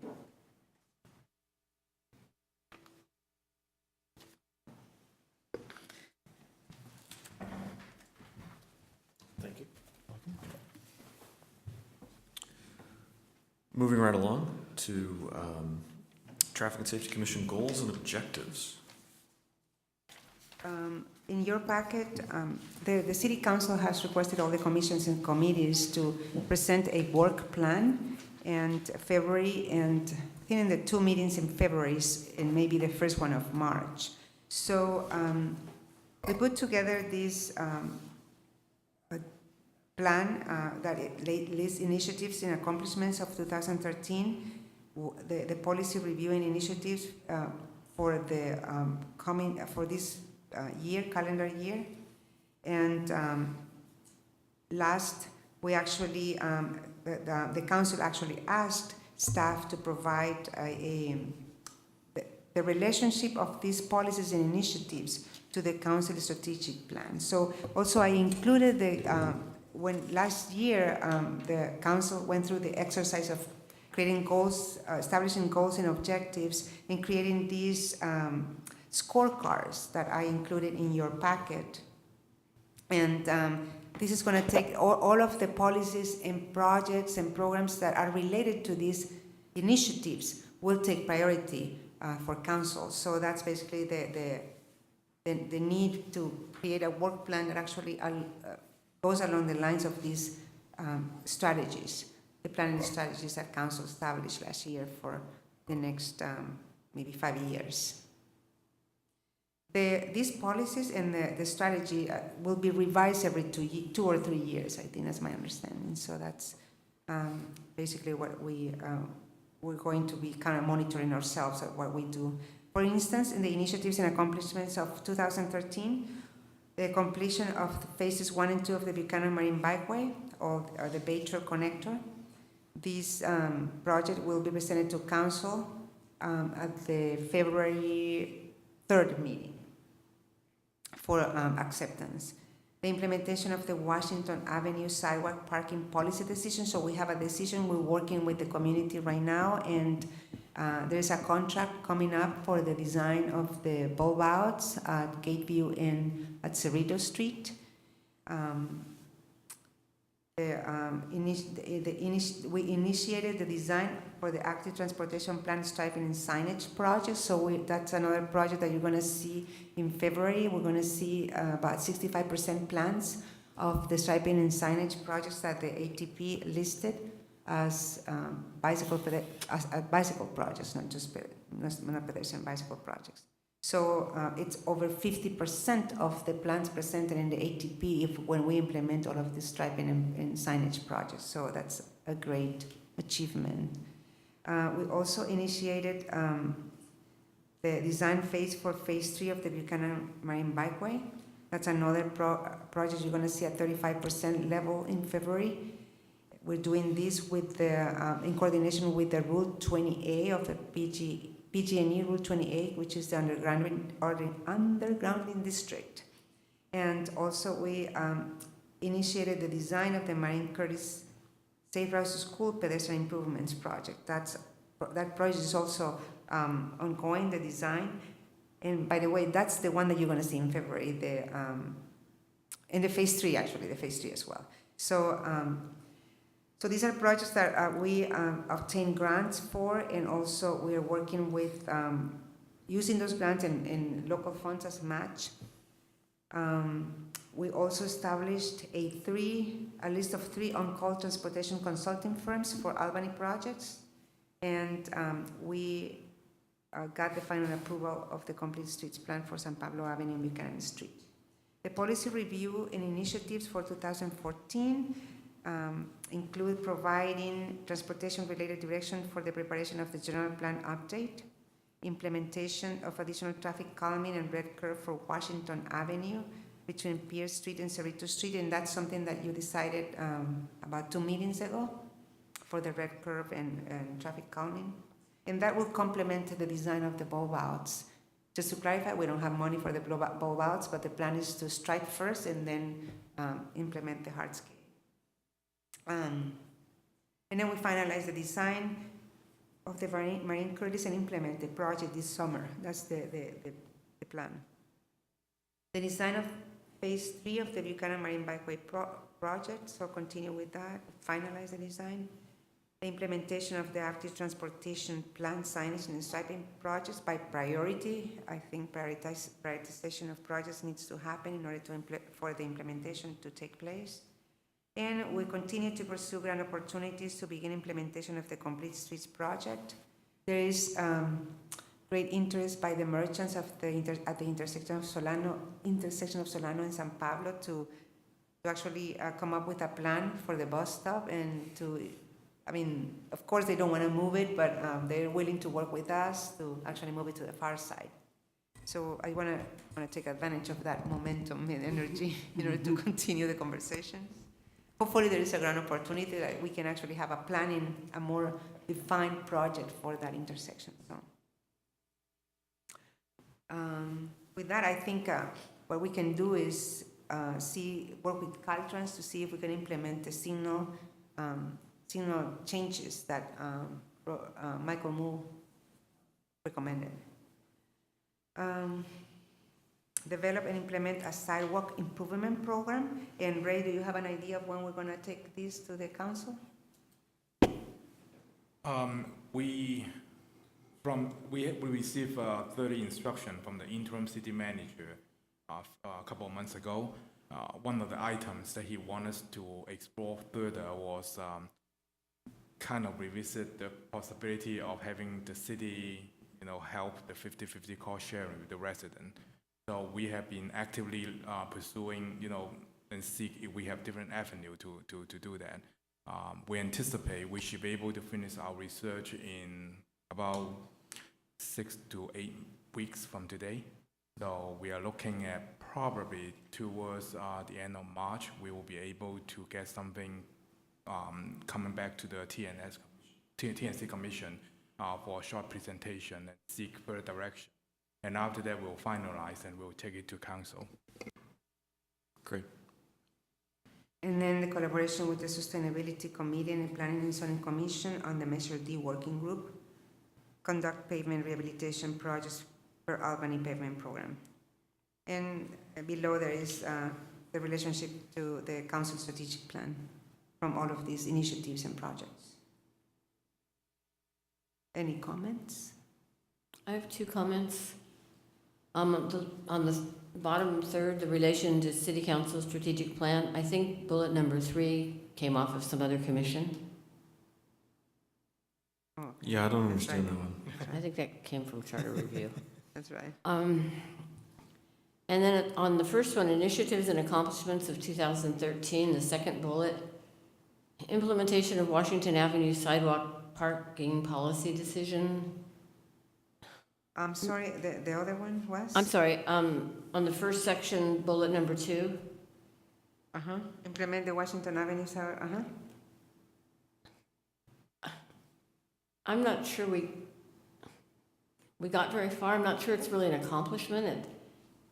It seems like it's such an ongoing process that it should be part of what we're working on, Okay, so maybe we personally, I don't move think we it to accomplished anything. to the 2014. I think we have. First of all, I think we in my understanding was that we are going to work towards eliminating parking on the sidewalks.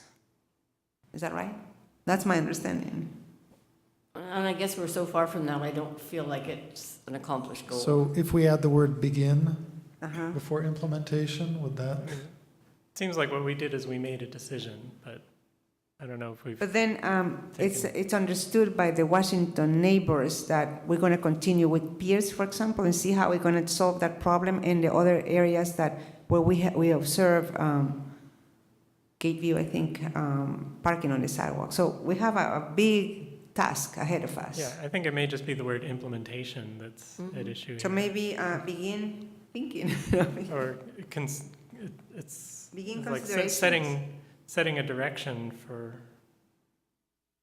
or I'm not sure what the right wording is for exactly what was accomplished. But Or decision on Washington Avenue sidewalk parking policy. yeah, As far as I remember, I think on the Washington Avenue traffic calming process, the commission has been helping staff to give us a lot of input. I remember when I first came here about a year ago, a lot of residents, they were so upset with the speed. And right after that, commission gave Public Works instruction to install more signs showing the 15 miles per hour limit, and also Stop signs. Yeah, and also we put a stop sign in there, and also we put a pavement marking to show that it's 15 miles an hour. So after that, I believe we consequently did a speed survey, and then we showed, it was the speed has been reduced somewhat. So I think it's been quite an achievement. but really the sidewalk parking issue and the speeding traffic issue are 2 separate problems that are related to each other, but I don't think solving one really counts as solving the other. Absolutely, I totally agree. So that is for the whole process, we are kind of work in progress, but at least we see some improvements over the last year. Well, Let me think, unless we want to think here how we're going to phrase that, and then because this will actually be sent to the council. Well, maybe we could say began implementation of traffic calming on Washington, if in fact that was more what we've really accomplished. But right now, you accomplish, at the last meeting, there's some red curbing that will actually have an effect on sidewalk parking. But it hasn't yet. Not yet, but you gave me direction. You gave us direction. Right, so that's where Fareed's suggestion, decide Washington Avenue sidewalk parking policy measures, or, Okay, so begin setting direction or implement, what was it? Decision on Washington Avenue sidewalk parking policy. That sounds good. Mm-hmm. Perhaps there's another bullet in there. an additional bullet for the traffic calming that has been accomplished. Implemented traffic calm. Or in that case, begin But implementing. I think in the case of Washington, it's always begin, because we haven't totally done either one. So begin implementation of traffic calming. And that goes well with under 2014, where it says implement additional traffic calming. Mm-hmm. And then, Where is 2014? It says Washington Avenue, where? Bullet 2 under 2014. Implement additional traffic calming, okay. Right. So those two are a good matched pair. Mm-hmm. Yeah, okay. and can you reread what you have now for the parking? Okay. Decision on Washington Avenue sidewalk parking policy. That's what I have. Are we in agreement that we have a decision? We made a decision. Okay, I think that Okay, works for me that's- that way. okay, that's fine. And the block understands that they will be the first ones to do the zigzag, red curving, or however shape it takes, and then we'll continue with the other ones, because they won't stop actually calling me if we don't continue with the other ones. Uh-huh.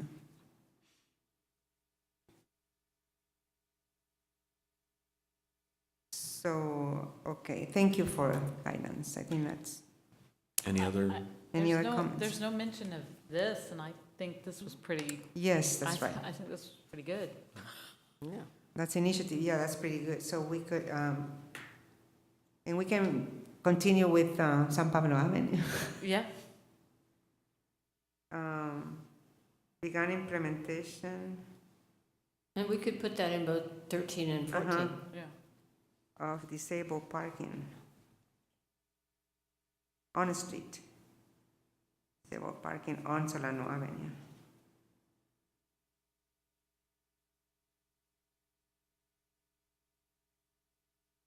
Okay. Do we want to, I almost hate to say this, do we want to add our subcommittees on municipal code that we began discussion of the municipal code?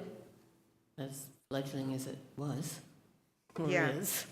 But we haven't done much. But No, this is for I don't know. 14. I don't think we should put I that one don't on. think we want to really claim great strides there. I didn't say great strides. I think if we can show some results, we can start putting it down. Could we put it for 14 as a goal? Yes, Are they let's put it in goals? 14. How about 16? Mm-hmm. Work on it in 14. For 14, it says continue implementation of disabled parking in along Upper Solano Avenue and begin identifying locations for on-street parking for the disabled on San Pablo Avenue. And you might change your phrasing to, instead of disabled parking, to parking for people with disabilities? On-street parking for people with disabilities.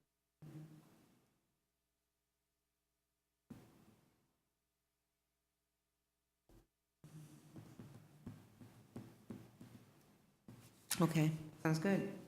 Oh, what is the other thing that we're going to add in? The municipal code. Continue to review municipal code.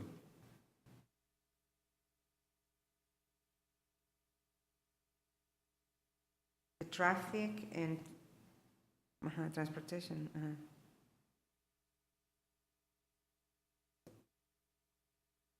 Sections of the municipal. in parking.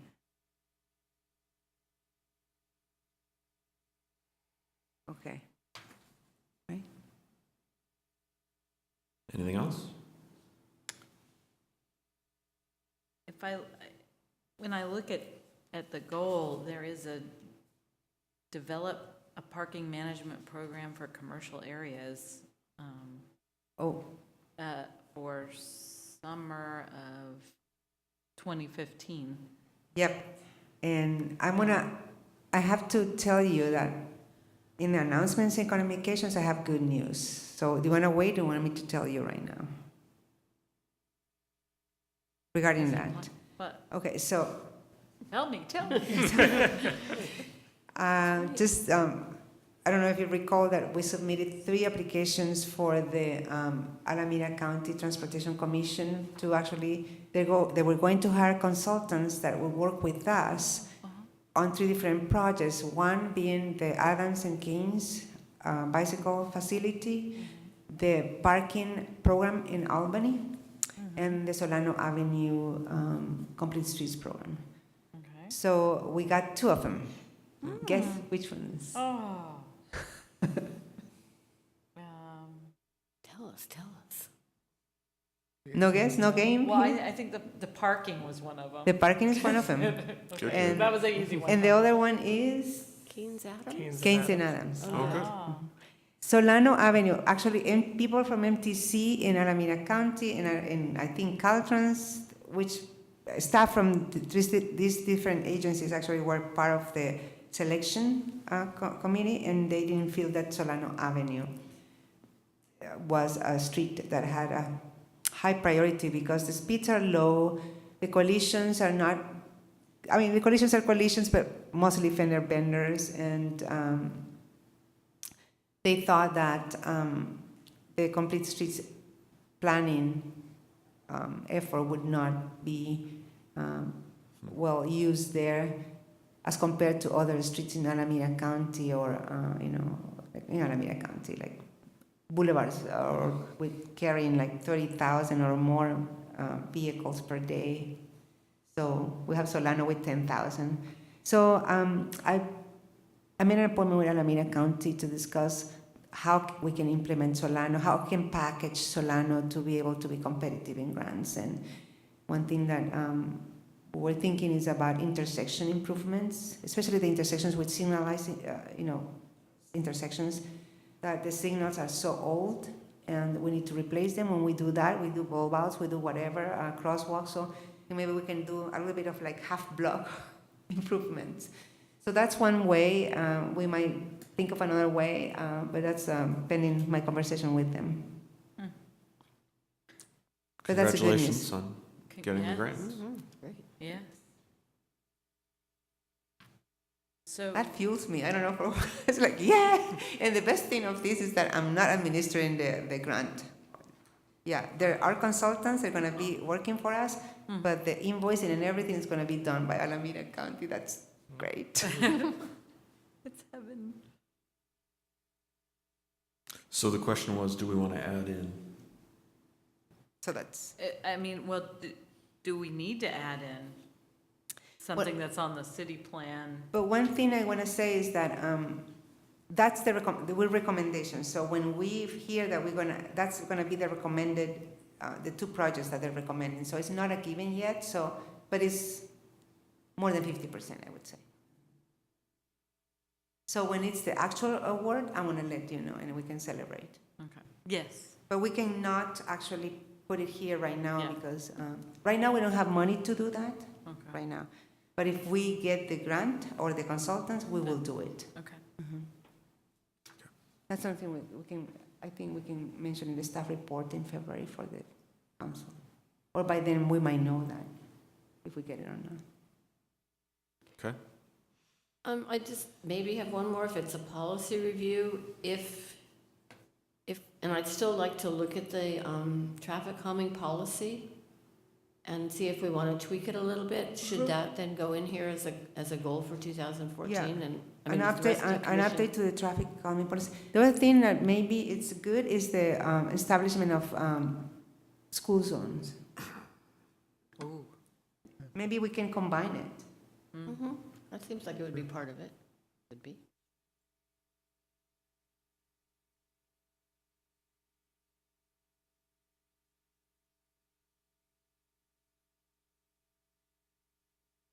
Can you send us a copy of this when it's all redone?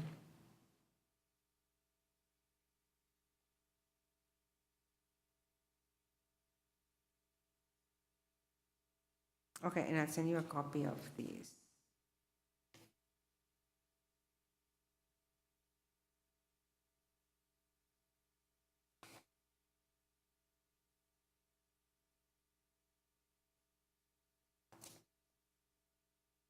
Okay, Was that it? Okay. Great. and the next item, 6F, Exclusive on-street parking for car share members. right. I had a question about this in terms of recusing. Some of the spaces mentioned are fairly close to my home.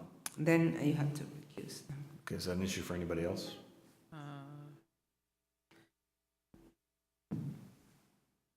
If it's just me, then I'll turn it over to Fareed again and step away. Well,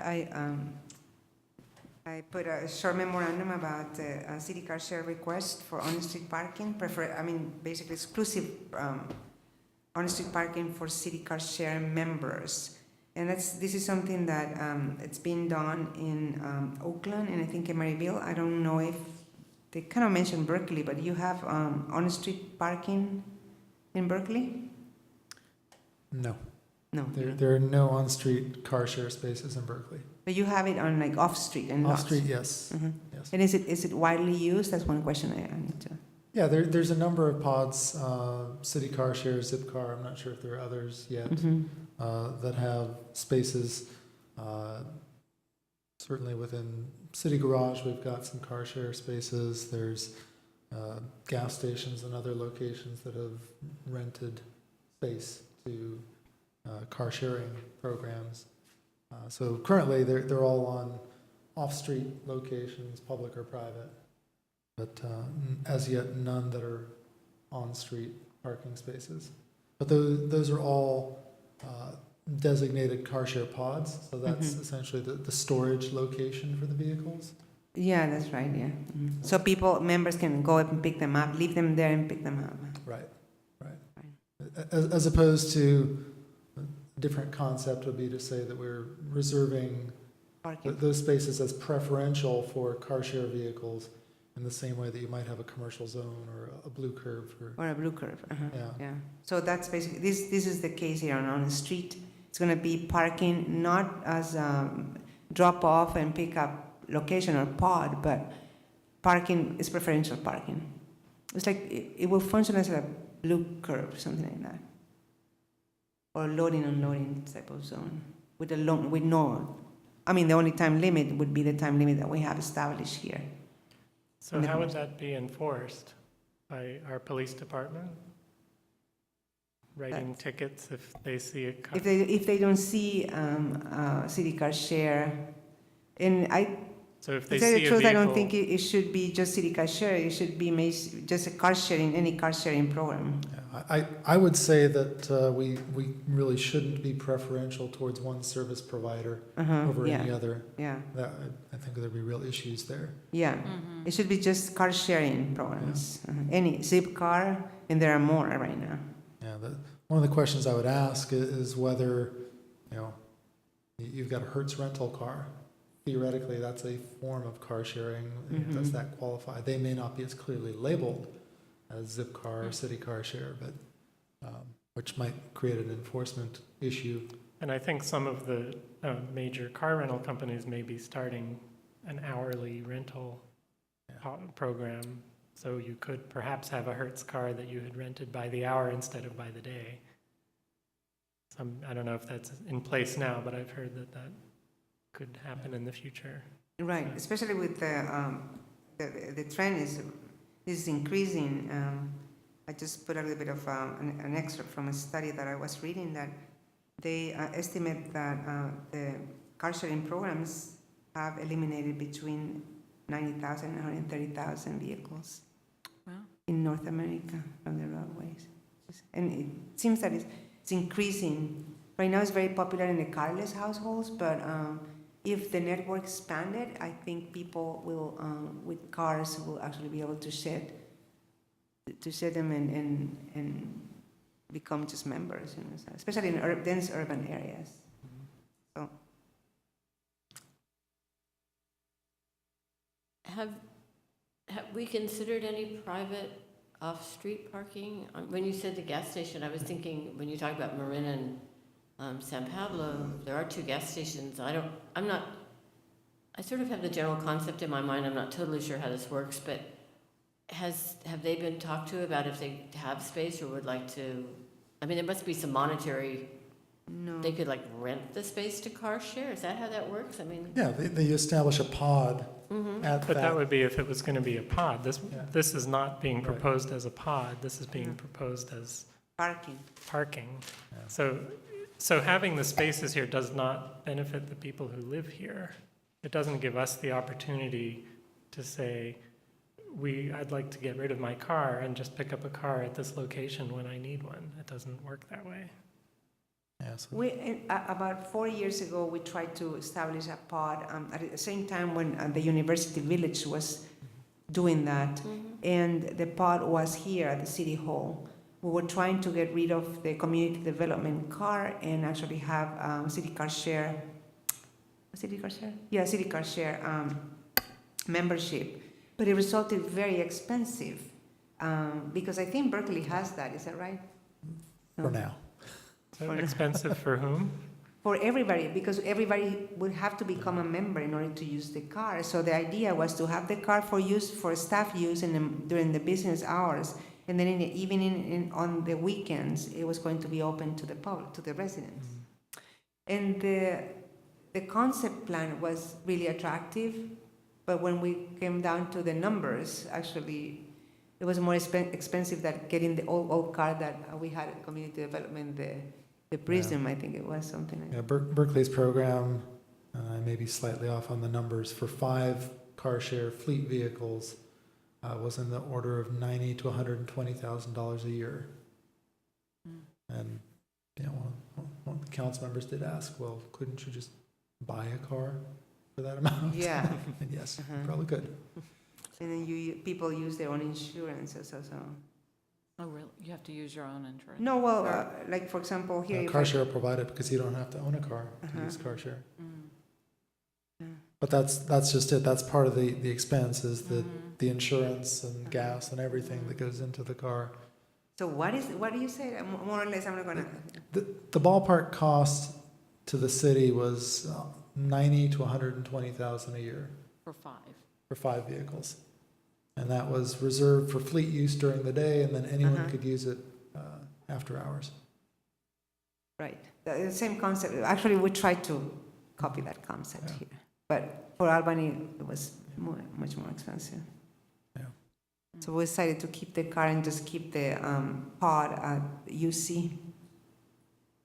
so if we're not going to have a pod, Harry, trying to follow up on what you said, I'm not sure then what the benefit. We're giving them Yes. preferred Just parking? preferential parking.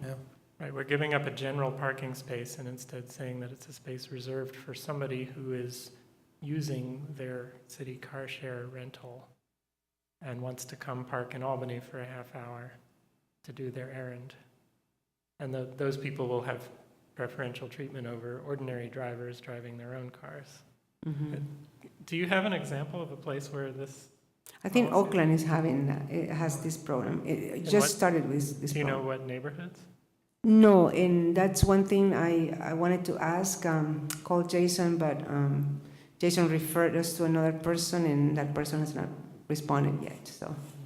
So that I wanted to find out what problems they have or what, Yeah, I mean, I'd be curious if it's How a is it place where enforced? there's already a lot of contention for parking, whether it's whether it's It a might- metered zone and maybe the Yeah. city car share spot is unmetered.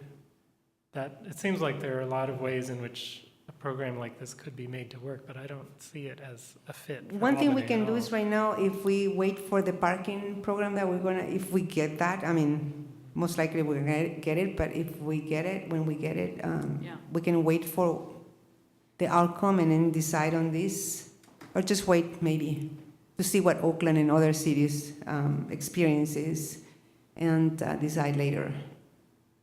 How about that? That makes sense. Because I agree, not having a car share pod within the city other than the UC Village location is not really serving our residents. It serves the car sharing businesses, certainly it gives them something preferential. Car sharing in general is nice, and that's good. But, you know, I would tend to look at it and say, either you are going to an area that's parking impacted and reserving spaces that, you know, exceed the number of demand for car share vehicles now. So if, you know, if they want 4 or 5 reserved spaces, but there's only 2 or 3 car share type vehicles parking on Solano at any given time, the point there is to show the car share users you can always find a space because there's always a vacant one. And that's great for them, but the downside in an impacted parking environment is that the businesses are losing customer parking spaces, and I think that they would be opposed to that concept. So I do agree. I kind of like to wait and see how other people's Right. experience goes with this, and then develop our own parking program better before we try to take this on. And then the other approach would be to start only with one parking, and even regardless of any parking program. If we want to revisit this maybe in 6 months when we have more feedback from Oakland, it's maybe one when there's less demand for parking. Although they do want exposure, so I don't know. Yeah, I mean, if it's in a place where there's not much demand for parking, then there's kind of no point. Yeah, that's right.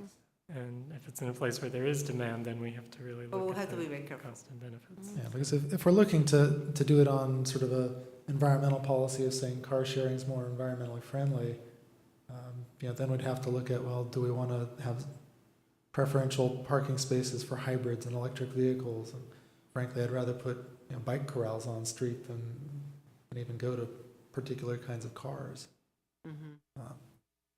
But I think it opens the door to a lot of other potential demands for parking spaces, and I don't want us to kind of blindly walk into that, and next thing you know, we're flooded with all these other requests. Yeah, so I would oppose starting with one unless we have a clear idea of what we're trying to accomplish. And Yeah, I agree. I agree. I agree. Okay.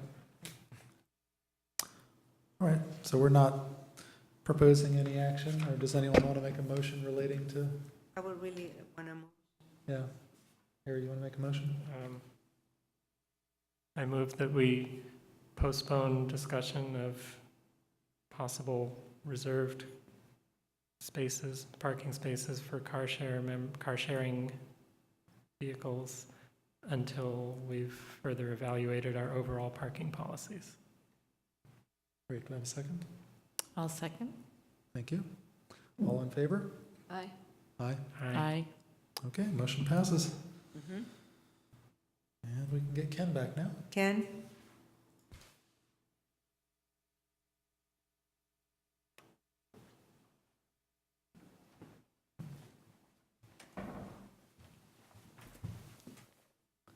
Thanks again. Moving on to item number H, report on research from the ad hoc subcommittee for the updates to the municipal code. Do we have any updates this evening?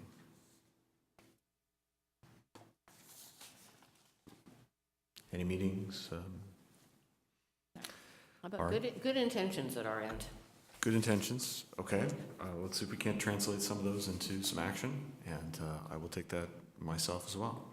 Should we include Harry now where John was? That's a good point. Which means it's you and me on the administrative part. But we haven't done anything, you're not behind the curve. Yeah, and Okay. I can't remember what it's you and me on then, because I never got traction on that. I have to go back and look it up, and I will. So are you talking about like all the subcommittees that John was on now? There were two. There were two. Just two. And they are,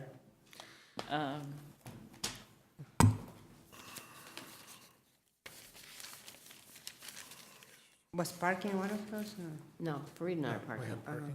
They were admin and procedures and sidewalks. side, Oh, okay. okay, well, I will happily join the sidewalk subcommittee. Great. I don't know what admin and procedures is, but I guess if it needs a member, I am willing to do it. Great. Thank you. You know, we should really do, I don't know, I know that everybody's busy and I'll try to work on to think of a plan and something that you guys can start. I mean, we're dragging this for about 8 months now. longer, I think. For So- parking, we did talk to the police department many months ago, and I think that one of our bigger issues was Measure D, and that's kind of rolled into the Measure D working group. So Right. I will cross that off our individual list and just put it into That's the right, larger yeah, so committee. that's, plus we're gonna, if we have this other parking consultant, that's gonna be taken care of. And maybe we should really, at the same time, we should review the actual municipal, what the municipal code says about parking, because if we're gonna establish a parking program, then, You just update it while you're doing it. yeah. We'll get right on that. We have lots of input to share with them when they start. So going back, can I make sure I know who I'm with on these subcommittees? It's you and I on the administrative, Okay. and Who is on administrative? Harry and myself. Yes. And And we're, then- we're on Wi-Fi. sidewalks. Susan, yeah. And will we get outside direction on what we're supposed to do when, or are we supposed to take the initiative to We're supposed to take the initiative take the initiative? Okay. and look in the current code, which is very old, Yeah, very. and update as, or suggest update as we see the need.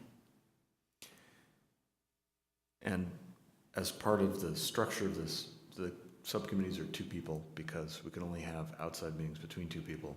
So I'm going to rely on your primary contact as your fellow committee person to bring you up to date on what, if anything, has been done, and for you two to work on what you want to work on going forward.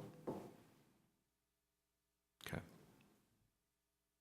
And Aleda can assist if you have questions or need resources. Let's move on to item number I, the report on the Measure D Working Group meeting on December 18th. Well, we met on December 18th, and Ken McCroskey was here, and Peggy. There, and Farouk. Oh, and also Farid, my goodness. Sorry. It's been so long, but there were some, there was discussion, actually. It was a large group, so it's really in something that we really need to do and to do well. And the initial homework was to do some research on different things like TDMs versus transit-oriented, TDMs that can be implemented in transit-oriented developments, car sharing programs, for instance, and everybody was kind of like doing their own research. The next meeting will be next week on the 30th, Thursday. It's going to be Thursday at 7 p.m. So my memory is failing right now, so if you want to add some more thoughts of the meeting, please do so. But I think that the main point was to do more research, because it's something that we have to be careful how we do it, and it have impacts. So we're working on that. I think there was a good dynamic. So and people are really willing to work and provide information at their best. So, Yeah, anything? I was going to say, my sense was that there's a recognition from the group that there's a need for off-street parking, that we need to have some standard, because without that, it puts all the burden onto on-street spaces, some of which could potentially be used for other positive benefits for bike lanes and so forth. And so the question was, is 2 parking spaces per unit an appropriate threshold? Should it be more flexible, tied to the size of the unit? Should TDM come into play to reduce the requirement? The requirement. So a more elegant formula than just 2 spaces per unit, but that there definitely should be something, and also incentives that ultimately are meaningful to try to reduce the need for parking, not just take it off the site and put it on the street. Right, like incentives, for instance, offering Clipper cards or so in lieu of one parking and Car sharing pods. car sharing pods. That's right. So those are really things that we can actually add and reduce the number of parking spaces per unit. Also, I wonder if something that just occurred to me is like if you have like 2 versus 3 bedroom units, you have less than 2. Could we do something like that according to the size of the square feet of the apartment or the condominium or the unit? Yeah, you could come up with any number of different formulas. Some cities have 1 parking space per bedroom, for example. Wow. Yeah, 3 bedrooms, 3 parking spaces. Yeah. Now, those are cities that tend to have larger lots, and so it perhaps makes more sense where you could, for example, have something that says the first bedroom is 0.5. one parking space or 0.5 parking spaces, and then each additional bedroom is a half parking space. Some formula that recognizes the typical structure of a family and their vehicle ownership. So that's kind of the direction that everyone is thinking, is it's something a little more flexible, something that seems more logical than just this fixed number. Has anybody heard about kind of training among teenagers that they don't want to drive as eagerly as they were like maybe 5 or 10 years ago? As soon as they're 16, they wanted to get a driver's license. I've heard that it's not so much. So are you. It's not so much now. I mean, hoping. people don't want to drive much. I don't know. I've heard that. You've heard that, is that right? There's Yeah. just been some research, yeah. So is there any discussion of the other side of this, which would be adding some cost for people to use the on-street parking as their permanent parking space? An in-lieu fee, I think has been mentioned. And I guess that would mean a permit program. But the question is, if your on-street parking is impacting your neighbors, are they getting that fee, or is the city getting that fee? What gets done with it? And that's, but yeah, the idea being that if you're a developer, for example, and we don't have a lot of developers building in Albany, but even a homeowner, hey, great, I can save money by not building parking on my site, and instead I can build another bedroom or 2, which drives up ultimately the parking demand for that site, but it puts all the burden on street. So the disincentive would be you got to pay something, but then we have to figure out what would we do with the money, how much would we charge. That's right. So devil's in the details, but philosophically there may be a way to make that work. But that's where TDM kind of came in and said, maybe in lieu of just paying a fee, you in perpetuity provide transit passes to the residents of that unit, so that they don't have to own a car, and then you're not impacting on street. You're just saying we're not going to have a parking space because we probably won't have a car. Well, let's see how the second meeting goes, and if we just shape something a little bit. Who thinks they're going to attend that meeting? I will. Yeah, great.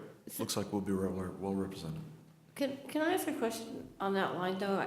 I was there the first time, and I've really sort of pushed for this for a while, but I'm concerned about the the group as being a really large group and sort of a flexible group, is like people show up as they have time or energy or whatever. We have a very short time frame to do this. Measure D to be changed is going to need to go to the voters.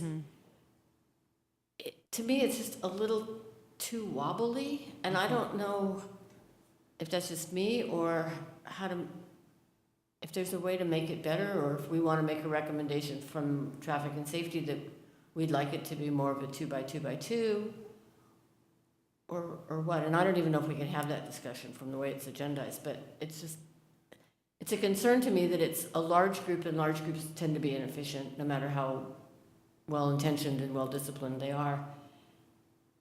And we don't have a lot of time, and we've got to get something done. Well, we can actually bring that at the next meeting in next week, and then we can actually say that if this commission wishes to actually give us that recommendation and said we would like to have 2 committed members, then more people can actually show up if they want to, but at least 2 members that are committed to and devoted to this development, to this meeting, to this subcommittee, I'm sorry. So I think to have it more of an actual subcommittee or even a task force rather than just a working group, which just seems... yeah, very, very, right, that's right. Some people might be able to attend this month, but the other month might not, so. So you spend a lot of time repeating and not moving too far forward. What do you think? I think it's a good idea, actually. But I do think that if people want to attend, they should be free to attend. I mean, everybody should. But at least the 2 designated should be attending most of the time. Yeah, I agree. I think that, and maybe staff can help us out with this by sort of laying out the steps we're going to have to take to meet the timeline. That, by this date, we need to have a draft formula. The next one, we'll finalize the formula. If there's, TDM measures, how do those fit in? Something that holds us to steady progress. And if people don't show up, they are going to just have to get themselves caught up. We can't repeat things. Right. There has to be a goal for what will be achieved at each meeting. So what I'm going to do is I'm going to communicate with Jeff, is the staff lead for this, for Measure D. So I'm going to send a message to Jeff, maybe tomorrow. I mean, it has to be tomorrow. So we maybe change the agenda a little bit for the initial part of the meeting, and we discuss this maybe for 10 minutes and decide who's going to be in the steps. He can actually provide the steps, like next steps, Great. when we need to have a draft in. I think he provided that last time, but I mean, it would be good to actually remind us of that and see what we can do with the time we have and the commitment that we get from the members. As much as I hate to say this, I think we need to meet longer. I mean, we're allegedly meeting for an hour. With that big a group, an hour is not long enough to get what we need to get accomplished done. That's right. And that's right. I mean, the other thing that I remember is that it was a difficult task to actually come up with a time and date for everybody to meet because it's a large group.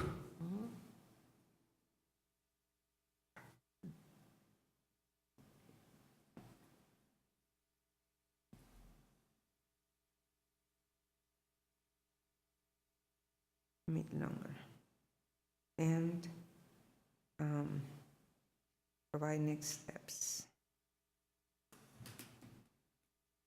Okay, I'll send an email to him tomorrow. All right. That takes us to announcements and communications. I have one. We have a letter, thank you letter for John Mickey for his service on the Traffic and Safety Commission. And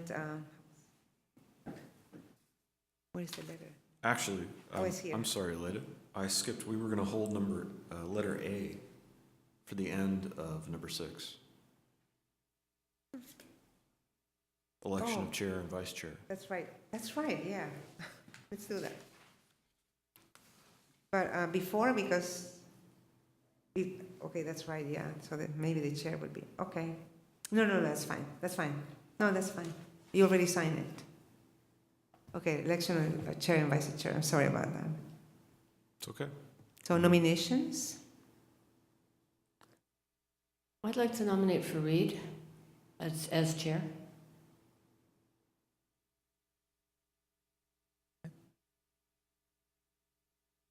Any other nomination or just one? Okay, that's good. Everybody agree? Now vice chair?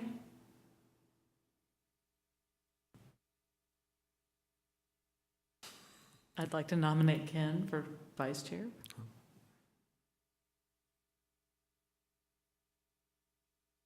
Do you guys accept? Any other nomination for vice chair?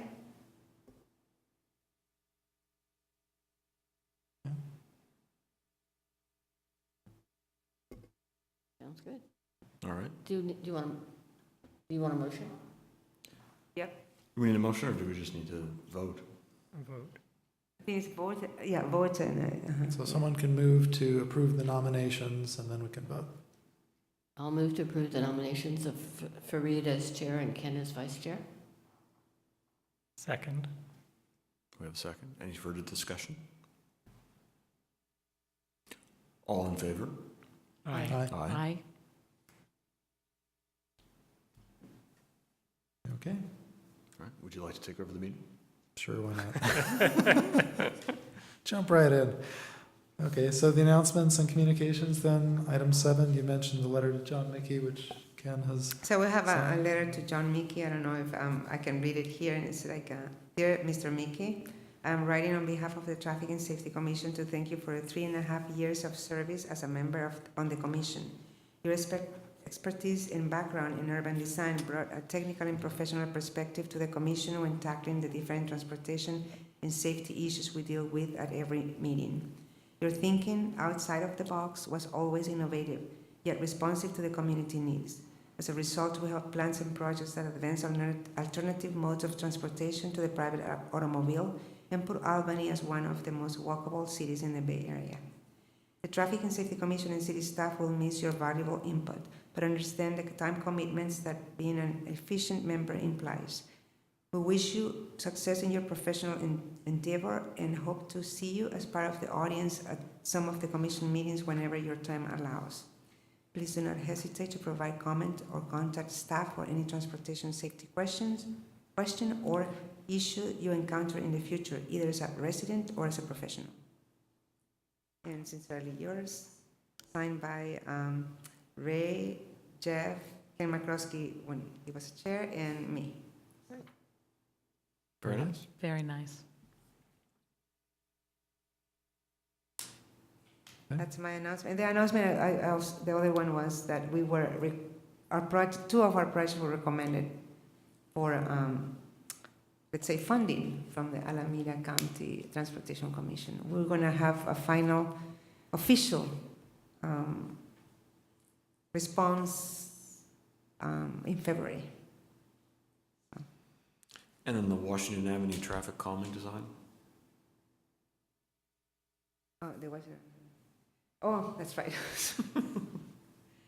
The contract is awarded to Kittleson and Associates. They were the ones who actually did the pedestrian safety assessment through the University of California Tech Transfer Center. They're going to be the ones designing the bulb outs and providing feedback on the raised crosswalk and the red curve as well. Great. So this is going to go to council the first week in February. I already the staff report. Very good. And the future agenda items are as listed here. No changes or other requests? Well, I want to add the traffic calming policy, Okay. maybe for March, April, something like that. All right. traffic calming And policy, there was another one. and 15 mile an hour Uh-huh. speed limit in school zones. That's right.